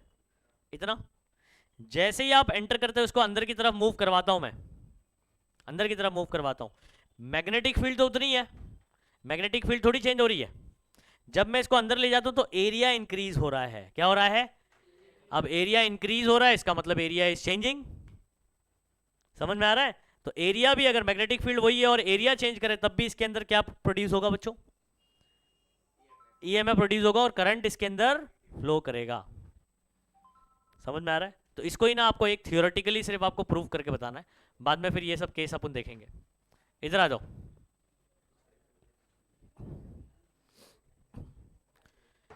हमने एक लूप कंसीडर कर लिया है ऑफ एनी आर्बिट्ररी शेप। देखो यहां पर कैसा भी शेप का, टोटल एरिया कितना है इसका? S एरिया है। कितना एरिया है? ये ऐसा आपने एक लूप ले लिया जिसका एरिया है एस, सरफेस एरिया से एस अपन बात करते हैं, तो एस बार। इसमें एक छोटा सा एरिया अपन कंसिडर कर रहे हैं, पूरा एरिया एस है, इसमें छोटा सा एक एरिया है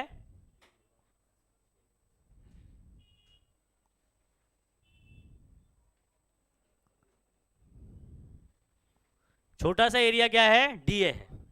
पूरा एरिया बताओ कितना है, एस बार। उसमें एक छोटा सा एरिया क्या ले लिया, उस डी ए को जूम करके इधर बता दिया, दिखाई दे रहा है, ओके। और ये पूरा एक कंप्लीट लूप है, क्लोज लूप है, ठीक है, ओके।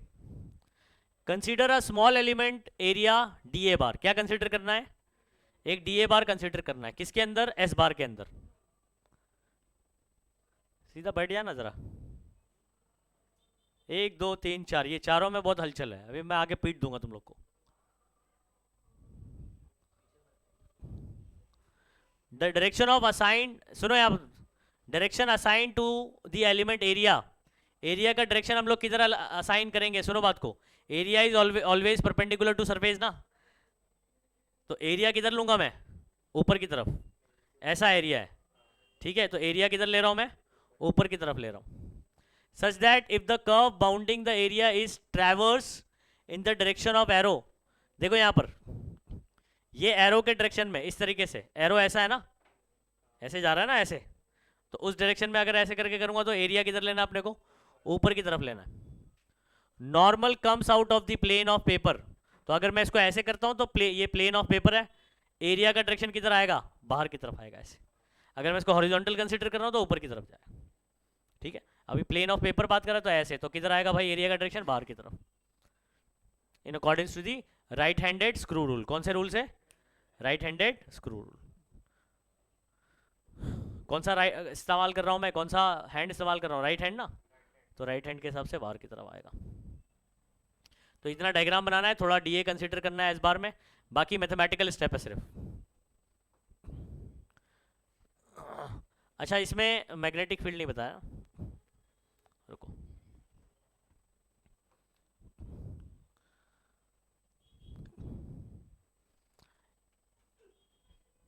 पूरे एरिया में से, पूरे एस बार में से जो मैग्नेटिक फील्ड निकलेगी उसको अपन क्या बोलेंगे, फ्लक्स।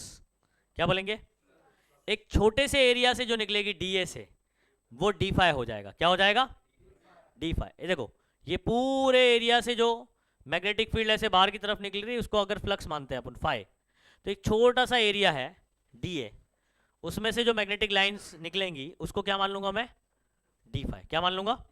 अच्छा मुझे बताओ फाई का फॉर्मूला क्या था, B bar dot A bar. तो for this d A, d phi का फॉर्मूला क्या होगा, बी ऐसे ही रहेगा क्योंकि बी थोड़ी चेंज होने वाला है, ठीक है, बी के नंबर्स ये हो जाएंगे, और एरिया क्या है, छोटा सा है ना, तो डी ए से कितना मैग्नेटिक फील्ड जा रहा है, ऐसे फॉर्मूला बनेगा। तो ये रहा d phi is equal to क्या बोलोगे, B bar dot d A bar, dot हटेगा तो क्या आता है, कॉस, डॉट हटा दो कॉस, और ये दोनों का मॉड लिख दिया मतलब मैग्नीट्यूड, समझे। आप बार हटा दो, मॉड लगाने की जरूरत नहीं है, B D A cos theta, क्या बोलेंगे, B D A cos theta. अच्छा यहाँ पर डी फाई क्या है, flux over an area passing through an area D A bar, और it is a scalar quantity, flux scalar quantity मालूम है सबको। और थीटा क्या है बच्चों, थीटा क्या है सुनो,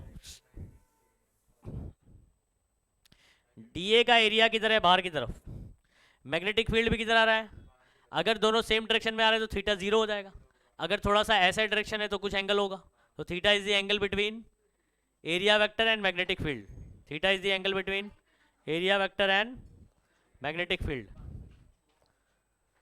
नेक्स्ट सुनो, to obtain flux over the finite, अब मुझे छोटा सा पता चल गया है, पूरे एरिया में निकालने के लिए क्या करना पड़ेगा, पूरे एरिया में इंटीग्रेट करना पड़ेगा, क्या करना पड़ेगा, इंटीग्रेट करना पड़ेगा ओवर अ फुल सरफेस, समझ में आ रहा है, क्लोज सरफेस। इधर देखो,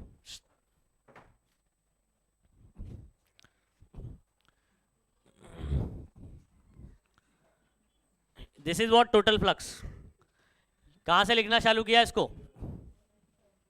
ए flux is equal to integration of D phi, क्या बोलूंगा मैं, ये बेस पे इधर पे इंटीग्रेशन के नीचे क्या लिख दिया, एस। एस मतलब पूरा सरफेस, पूरा सरफेस क्या था, एस बार था ना, नहीं सिर्फ बेस पे लिख दिया, हो रहा इंटायर सरफेस, पूरे सरफेस से, ठीक है।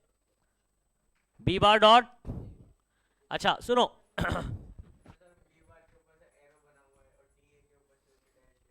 बना देना बार, वो बनाया नहीं इन्होंने।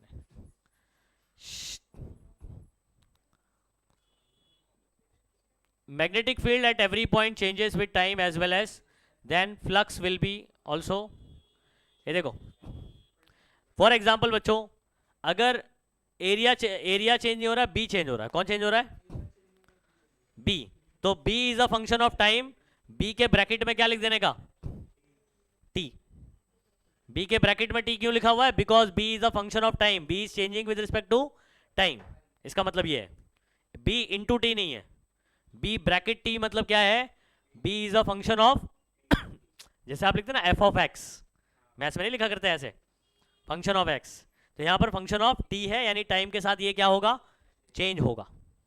अब ये चेंज होगा तो भाई जाहिर सी बात है फ्लक्स भी चेंज होगा। ओके अच्छा, एज पर दी फैराडेज डिस्कवरी,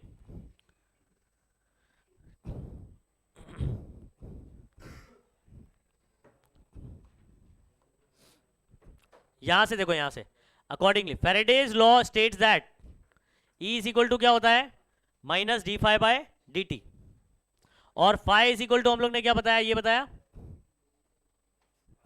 बता है ना। बी, अगर सुनो बात को, इक्वेशन नंबर 1 ये वाला क्या बता रहा है, सुनो कि E जो है ना वो E जो है वो B और एरिया दोनों पे डिपेंड कर रहा है। अगर फॉर एग्जांपल B कांस्टेंट हो जाए, B क्या हो जाए, कांस्टेंट हो जाए, तो वो डेरिवेटिव के बाहर चला जाएगा, तो डेरिवेटिव किसका हो जाएगा, D by D T of area हो जाएगा ना, नहीं अगर ये कांस्टेंट हो जाए, अगर ये क्या हो जाए, तो ये तो चला जाएगा बाहर, तो एरिया पे डिपेंडेंसी हो जाएगी ना, एरिया चेंज होगा ना तब भी फ्लक्स चेंज होगा, बी चेंज होगा। ये तो फैराडे में शुरुआत में बताया था कि मैग्नेटिक फ्लक्स अगर क्या नाम है टाइम के साथ चेंज होगा तो ईएमएफ इंड्यूस्ड होगा, लेकिन फ्लक्स डिपेंड करता है दो लोगों पे, एरिया और मैग्नेटिक फील्ड। एरिया और मैग्नेटिक फील्ड अगर कांस्टेंट है, एरिया चेंज कर रहे हैं, तब भी फ्लक्स चेंज होगा, और फ्लक्स चेंज होगा तो ईएमएफ इंड्यूस्ड होगा। बस वही कहानी है और कुछ नहीं है। If B bar it does not change with time, flux में स्टिल वेरी, फ्लक्स अभी भी चेंज होगा if the area S changes with time. तो इंटीग्रेशन ऑफ डी ए कौन होता है, एस बार होता है। ये सारा छोटा छोटा एरिया मिला दिया तो क्या हो जाएगा, देखो यहां पर मैं आपको बताता हूं, यहां से आपको एक इक्वेशन बना के बताता हूं, minus d by D t, अगर b कांस्टेंट है, b क्या हो गया, t का फंक्शन नहीं है, अगर वो t के साथ चेंज नहीं हो रहा है, इफ b इज कांस्टेंट, तो ये चला जाएगा बाहर, किधर आ जाएगा बच्चों, ये इधर आ जाए, इंटीग्रेशन ऑफ डी ए बचेगा। मुझे बताओ ये पूरा क्या था, ये पूरा एरिया s था, इसमें छोटा सा कौन था, ऐसे बहुत सारे छोटे छोटे छोटे छोटे डी ए जब मिला दूंगा तो क्या बन जाएगा ये s, तो minus B d S by D t, ठीक है, और ये फ्लक्स के बराबर, सॉरी ईएमएफ, ठीक है। अब मुझे एक चीज बताओ, बी कांस्टेंट होने के बावजूद ये तो चेंज होगा ना, तो अगर बी कांस्टेंट है, एरिया चेंज हो रहा होगा, तब भी ईएमएफ इंड्यूस्ड होगा। अब ये हो गई कहानी पूरी, ठीक है। अब पूरा क्वेश्चन देख लीजिए ऊपर से, ठीक है। यहां से अपने को क्या बोला था इसने, prove that flux varies with change in area, क्या बोला था प्रूफ करने, कि फ्लक्स जो है वो चेंज होगा अगर एरिया चेंज करोगे, मैग्नेटिक फील्ड कांस्टेंट रखोगे तो होगा ना, with respect to even if B remains constant. तो वही लास्ट में अपन ने बताया, तो ये सब कर देना। अब यहां से जो है ना आपको बच्चों ये देखो ये वाला, ये बहुत इंपॉर्टेंट है। अभी जितना भी ये सब पढ़ा ना, इन सब में इंपॉर्टेंट जो है ना वो आपका फैराडेज लॉ, लेंज लॉ है। अभी तक जितना भी पढ़ा, जो छोटे छोटे आंसर है ना वही ज़्यादा इंपॉर्टेंट है। जो बड़े बड़े आंसर है वो एग्जाम में बहुत कम चांस है पूछेगा। अब ये जो आप देख रहे हो ना, ये प्रूफ पूछ सकता है, इसके ऊपर न्यूमेरिकल है वो आ सकता है। न्यूमेरिकल तो इंपॉर्टेंट है ही, 5 मार्क का समझो न्यूमेरिकल समझ लो, इस चैप्टर से आएगा ही। एक 3 मार्क में और एक 2 मार्क में, या तो 1 मार्क में। 2022 और 23 के हिसाब से बता रहा हूँ। 23 में 3 मार्क का और 2 मार्क का न्यूमेरिकल पूछा है। 22 में 3 मार्क का और 1 मार्क का न्यूमेरिकल पूछा। समझे? चलो इधर देखिए, प्रूफ क्या करना है वो देख लेना। ये जो फॉर्मूला निकलने वाला है ना, BLV, ये याद रखना आपने को। E इज इक्वल टू क्या? BLV। E is equal to क्या याद रखना आपने को?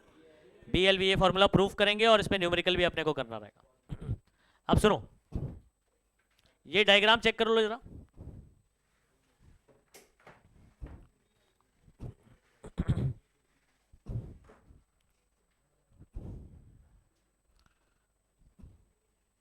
ये आपके पास एक रेक्टेंगुलर कॉइल है, जरा नाम देखो इसका क्या है?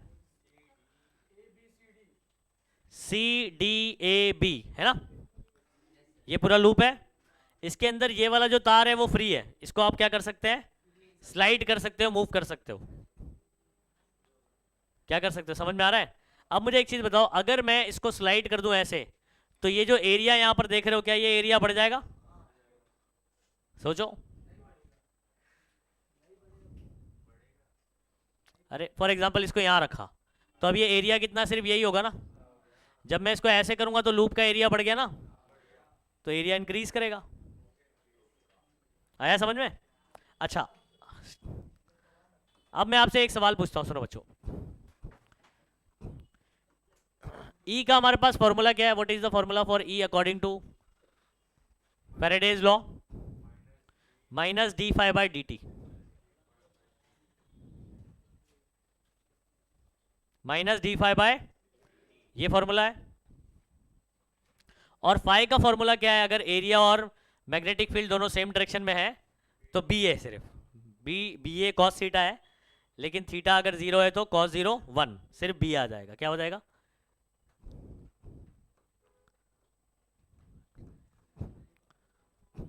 अच्छा, अब यहां पर बताओ, बी को हम लोग नहीं चेंज कर रहे हैं, बी को चेंज, बी किधर आ जाएगा? डेरिवेटिव के बाहर, तो माइनस बी dA/dt। अच्छा, एरिया क्या चेंज हो रहा है आपके हिसाब से? मुझे बताना तो। यस, एरिया चेंज हो रहा है। अभी मुझे एक और चीज बताना, इसका ये रेक्टेंगल है क्या? ये एरिया ऑफ रेक्टेंगल क्या होता है? ये लेंथ है L और ये है X। जल्दी बोलो, एरिया ऑफ रेक्टेंगल क्या होता है? Length into breadth. मैंने बोल दिया ये L है और ये X है, तो इसका एरिया क्या होगा? LX नहीं होगा? एरिया क्या होगा? LX। इस एरिया की जगह पर, सुनो बात को। अच्छा, मैग्नीट्यूड सॉल्व करते हैं अपन। हाँ, मैग्नीट्यूड ऑफ दिस, तो इसको माइनस लिखने की जरूरत नहीं है। ओके,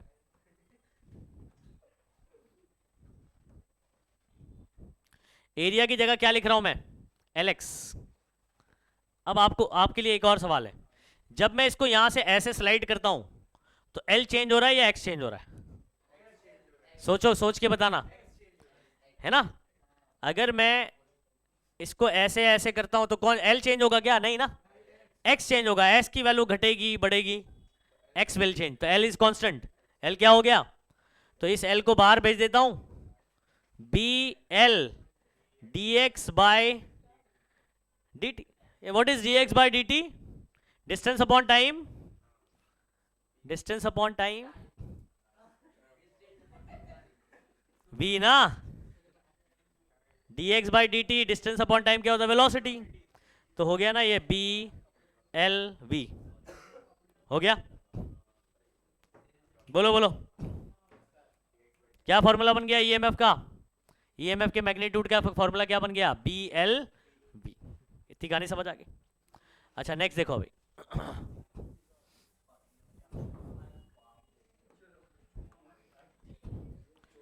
इधर आ जाओ। एक फ्रेम कंसीडर कर रहे हैं हम लोग। Consider a frame of wire P Q R S. क्या है? पी क्यू आर एस एक फ्रेम कंसीडर करते हैं। इसका एरिया कितना है?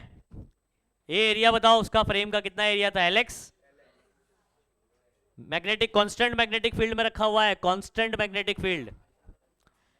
ये क्यू आर तार को इधर पे नाम, ये टेक्स्ट बुक का डायग्राम है लेकिन एक्चुअल में इसका क्या नाम देंगे आप? इसके अकॉर्डिंग पी क्यू आर, ठीक है। पी क्यू, एक मिनट, कौन सा तार है? क्यू आर तार है ना, तो क्यू आर इसको देना, okay. Q R, P Q R S, ऐसे नाम देना। ये अगर इस तार को मैं क्या करता हूं?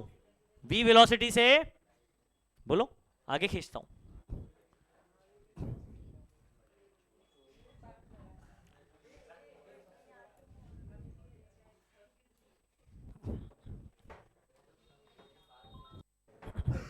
सुनो अभी यहां पर, इधर देखो, किधर गया ये? हाँ देखो, ये वाला मैथमेटिकल स्टेप आपको मैंने समझाया ना अभी। D phi by D t, phi की जगह क्या लिखा? बी इंटू ए की जगह क्या लिखा? L x. बी और एल कॉन्स्टेंट है, बाहर चला गया, D x by D T कौन हो गया? वी, बी एल वी आ गया। अच्छा, यही फॉर्मूला आपको एक और तरीके से प्रूफ करना है। ये तो डेरिवेटिव लेकर बता दिया अपन ने, है ना। आप दूसरा तरीका देखो आपको कैसे बताना है। इक्वेशन नंबर 2, अभी सुनो, किधर गया? ये देखो, इस इक्वेशन को देखना, ये वाला W is equal to, work का फॉर्मूला पता है आपको?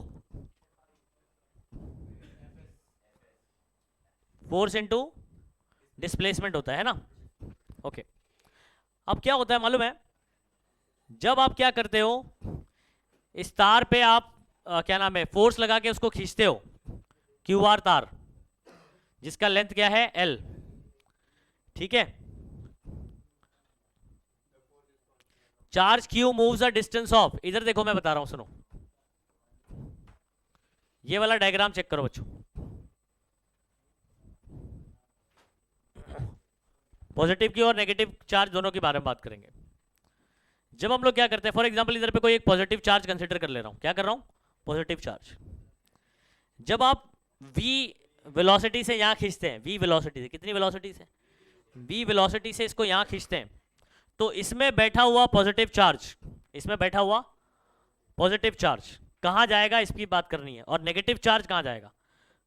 सुनो, जब आप इसको यहां खींचते हैं तो मैं यहां पर लगाने वाला हूं ये वाला formula, F is equal to Q V cross B. क्या फॉर्मूला लगाएंगे? V क्रॉस, V का डायरेक्शन किधर है? पेन बताना जरा। ये क्रॉस है ना, मैग्नेटिक फील्ड प्लस प्लस दिख रहा है ना, मतलब ये किधर जा रहा है? मैग्नेटिक फील्ड अंदर। मैग्नेटिक फील्ड कहां जा रहा है? और तार को आप कहां खींच के ले जा रहे हैं? यहां पर। ये हो गया V, V cross B, V cross B, right hand screw rule, V cross B। इस पे फोर्स कहां लगेगा? ऊपर की तरफ। फोर्स कहां लगेगा? अब सुनो, यहां बैठा हुआ जो पॉजिटिव चार्ज है वो कहां भागेगा? क्योंकि इस पे फोर्स कहां लग रहा है? इस क्यू चार्ज पे, पॉजिटिव चार्ज पे। तो ये किधर आ गया? इस तार में ऊपर की तरफ आ गया। और जो नेगेटिव चार्ज होता है बच्चों, नेगेटिव चार्ज होता है, ठीक है, उस पे कहां पर फोर्स लगेगा? अपोजिट डायरेक्शन में। तो नीचे, यानी नेगेटिव चार्ज इधर आ जाएगा, पॉजिटिव कहां चला जाएगा? तो ये पॉजिटिव और ये क्या हो गया? तो ऊपर पॉजिटिव चार्ज जमा हो जाएगा और नीचे नेगेटिव। पॉजिटिव चार्ज ऊपर जाने की वजह से क्या होगा भाई? करंट फ्लो होगा। और इस तरफ जब ये पॉजिटिव हो गया, इस तरफ नेगेटिव, तो अब सुनो बात को, इलेक्ट्रिक फील्ड का डायरेक्शन क्या होता है? पॉजिटिव से, तो इधर पॉजिटिव जमा हो गया, पॉजिटिव से नेगेटिव की तरफ ये इलेक्ट्रिक फील्ड का डायरेक्शन हो गया। अच्छा, अभी आगे बात सुनो। F तो ये हो गया, F is equal to what? Q B cross B। अब मैं आपसे ये पूछता हूं, वर्क, हमने जब इसको यहां खींचा तो ये चार्ज यहां से वहां चला, कितना डिस्प्लेसमेंट किया इस चार्ज ने? जितना इस तार का लेंथ था। इस तार का लेंथ कितना है? L। समझ में आ रहा है? अच्छा, इस पे फोर्स कितना लगा? F। फोर्स कितना लगा? F। ये इसका मैग्नीट्यूड का फॉर्मूला क्या आएगा पता है आपको? क्रॉस हटता है तो क्या आता है? क्रॉस साइन आता है, तो Q V B sine theta. Magnitude बात करूंगा तो यही आएगा ना, Q V B या B V Q sine theta. क्या आ जाएगा? B V Q। वर्क का फॉर्मूला है फोर्स इतना लगा चार्ज के ऊपर और इनटू डिस्प्लेसमेंट L हो गया। डिस्प्लेसमेंट क्या हो गया? और लेंथ का डायरेक्शन भी ऊपर की तरफ, फोर्स भी लगा ऊपर की तरफ, दोनों का डायरेक्शन सेम है, तो F बार डॉट L बार बाद में FL बन जाएगा। ये F की जगह कितना रखूं? F की जगह कितना रखूं? हाँ, Q V B sine theta और इनटू, अब इस केस में यहां पर B इधर है और B इधर है, B और इसके बीच में ये दोनों आपस में कैसे बताओ? ये V है और ये B है, तो 90 एंगल है, तो साइन 90 क्या हो जाएगा? 1 हो जाएगा। क्या हो जाएगा? 1 हो जाएगा।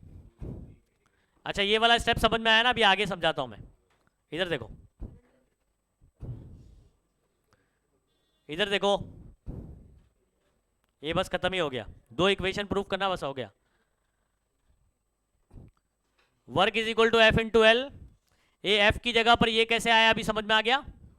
इंटू क्या हो गया? L। थीटा B और B के बीच का एंगल है। क्या नाम है? EMF का फॉर्मूला क्या बनेगा? EMF, ये EMF का फॉर्मूला आपने V का फॉर्मूला क्या पढ़ा है? Work done per unit charge पढ़ा है ऐसा formula? Work per unit charge नहीं पढ़े? हाँ, 11 में आपको EMF और वोल्टेज दोनों का फॉर्मूला, पोटेंशियल डिफरेंस। तो E का फॉर्मूला होता है W बाय Q। अच्छा, W मैंने कितना निकाला बताओ? W निकला Q V B sine theta into L, और डिवाइड में कौन है? Q, तो Q से Q क्या हो गया? तो जिसकी वजह से क्या बचा? V B sine theta into L। तो ये अपना क्या आ गया? E का फॉर्मूला आ गया। E का फॉर्मूला क्या आ गया? जरा वापस से चेक करो, इंटू L, इतना आ गया। अच्छा, मुझे बताओ साइन थीटा की मैक्सिमम वैल्यू को, साइन थीटा की मैक्सिमम वैल्यू क्या है? 1। क्या है? 1। साइन 90 होता है ना, तो जब ये मैक्सिमम होगा तो EMF भी क्या होगा? मैक्सिमम। और फॉर्मूला क्या बना? देखो, B V L। समझ आ रहा है? अच्छा, मुझे बताओ, ये सेम फॉर्मूला मैंने पहले भी निकाला पूरे फ्रेम के लिए, लेकिन जब मैं इसकी बात कर रहा था तो मैंने सिर्फ इस तार को कंसीडर किया, पूरे लूप को कंसीडर किया। क्या बताओ? सिर्फ इस तार को कंसीडर किया ना। मतलब क्या है? जो EMF जनरेट होगा इसके दो किनारों के बीच में, जो EMF जनरेट होगा इस पॉइंट और इस पॉइंट के बीच में, वो शेप पे डिपेंड नहीं करता है जिससे कनेक्टेड है। समझ में आ रहा है? उसके शेप पे डिपेंड नहीं करता है। देखो यहां पर, फ्रॉम 1 and 2, इक्वेशन 1 और 2 से, फॉर एनी सर्किट, फॉर कैसा भी सर्किट हो, हुज पार्ट्स मूव इन, अगर उसका कोई भी एक हिस्सा मैग्नेटिक फील्ड में क्या करता है? मूव करता है, the induced EMF is time derivative of flux regardless of shape of the circuit. मतलब उसके शेप पे निर्भर नहीं करेगा। क्योंकि दूसरी सिचुएशन में बताओ, मैंने क्या वो रेक्टेंगल कुछ कंसीडर किया? नहीं, सिर्फ ये तार था, इसमें चार्ज यहां से वहां गया, मैंने क्या निकाला? वर्क निकाला, फोर्स इनटू इसका लेंथ, और फिर बाद में E का फॉर्मूला क्या लगा है? Work per unit charge. W की जगह पर क्या रख दिया? FL की जगह पर वो Q V B sine theta into L upon Q, Q से Q कैंसिल हो गया, तो B V sine theta L बचा। साइन थीटा की मैक्सिमम वैल्यू होती है 1, तो E max is equal to B V L आ गया ना, वही जो पहले निकला था इक्वेशन नंबर 1 में। इक्वेशन नंबर 1 के अंदर पूरा एरिया कंसीडर किया था, लेकिन 2 प्रूफ करने के लिए एरिया कंसीडर नहीं किया, लेकिन फिर भी सेम फॉर्मूला निकला। इसका क्या मतलब है? कि EMF जो इंड्यूस होता है किसी तार में, वो उसके शेप पे डिपेंड नहीं करता है। समझ आ रहा है? रिगार्डलेस ऑफ इस शेप। खत्म हो गया। ठीक है, अच्छा अब जो इसके अंदर फॉर्मूला निकला ना, ये इंपॉर्टेंट है, इस फॉर्मूले को बहुत अच्छे से याद कर लीजिए। क्या फॉर्मूला निकला? ईएमएफ, कोई तार है, अगर इसको मैं मैग्नेटिक फील्ड में मूव करता हूं, इसमें क्वेश्चन क्या पूछा जाएगा पता है? आपके पास एक एरोप्लेन है, क्या है? ऐसे बोल देगा, ये आपके पास एक एरोप्लेन है, ठीक है, और अर्थ की मैग्नेटिक फील्ड ऐसी रहती है ना, अर्थ की मैग्नेटिक फील्ड जा रही है ऐसे, तो जब ये एरोप्लेन ऐसे नीचे उतरेगा, समझ में आ रहा है? अर्थ की मैग्नेटिक फील्ड ऐसे हॉरिजॉन्टल जा रही है और प्लेन जो है ऐसे उतर रहा है, तो इसका जो ये जो दोनों विंग है ना, हाँ लैंड कर रहा है या ऊपर जा रहा है, तो ये जो है ना इसका जो विंग्स है, इसके विंग्स मैग्नेटिक फील्ड को ऐसे कट करेंगे ना, तो इसके दोनों विंग्स के बीच में क्या क्रिएट होगा? Potential difference. तो वो कितना क्रिएट होगा? आपको विंग का लेंथ दे देगा, दोनों विंग्स का क्या कर देगा? लेंथ दे देगा, और वेलोसिटी ऑफ द एरोप्लेन बता देगा, बी पता होगा, बी वी एल, ईएमएफ मिल जाएगा, समझा? B L V. और उसके बाद ये नेक्स्ट एक और डेरिवेशन है, इसका फॉर्मूला क्या प्रूव करेंगे अपन? Half B omega L square, क्या प्रूव करेंगे? इस पे भी आपको न्यूमेरिकल करना रहेगा, तो जितने भी फॉर्मूला ड्राइव करेंगे उस पर न्यूमेरिकल करना है। चलो आज के लिए इतना काफी, नेक्स्ट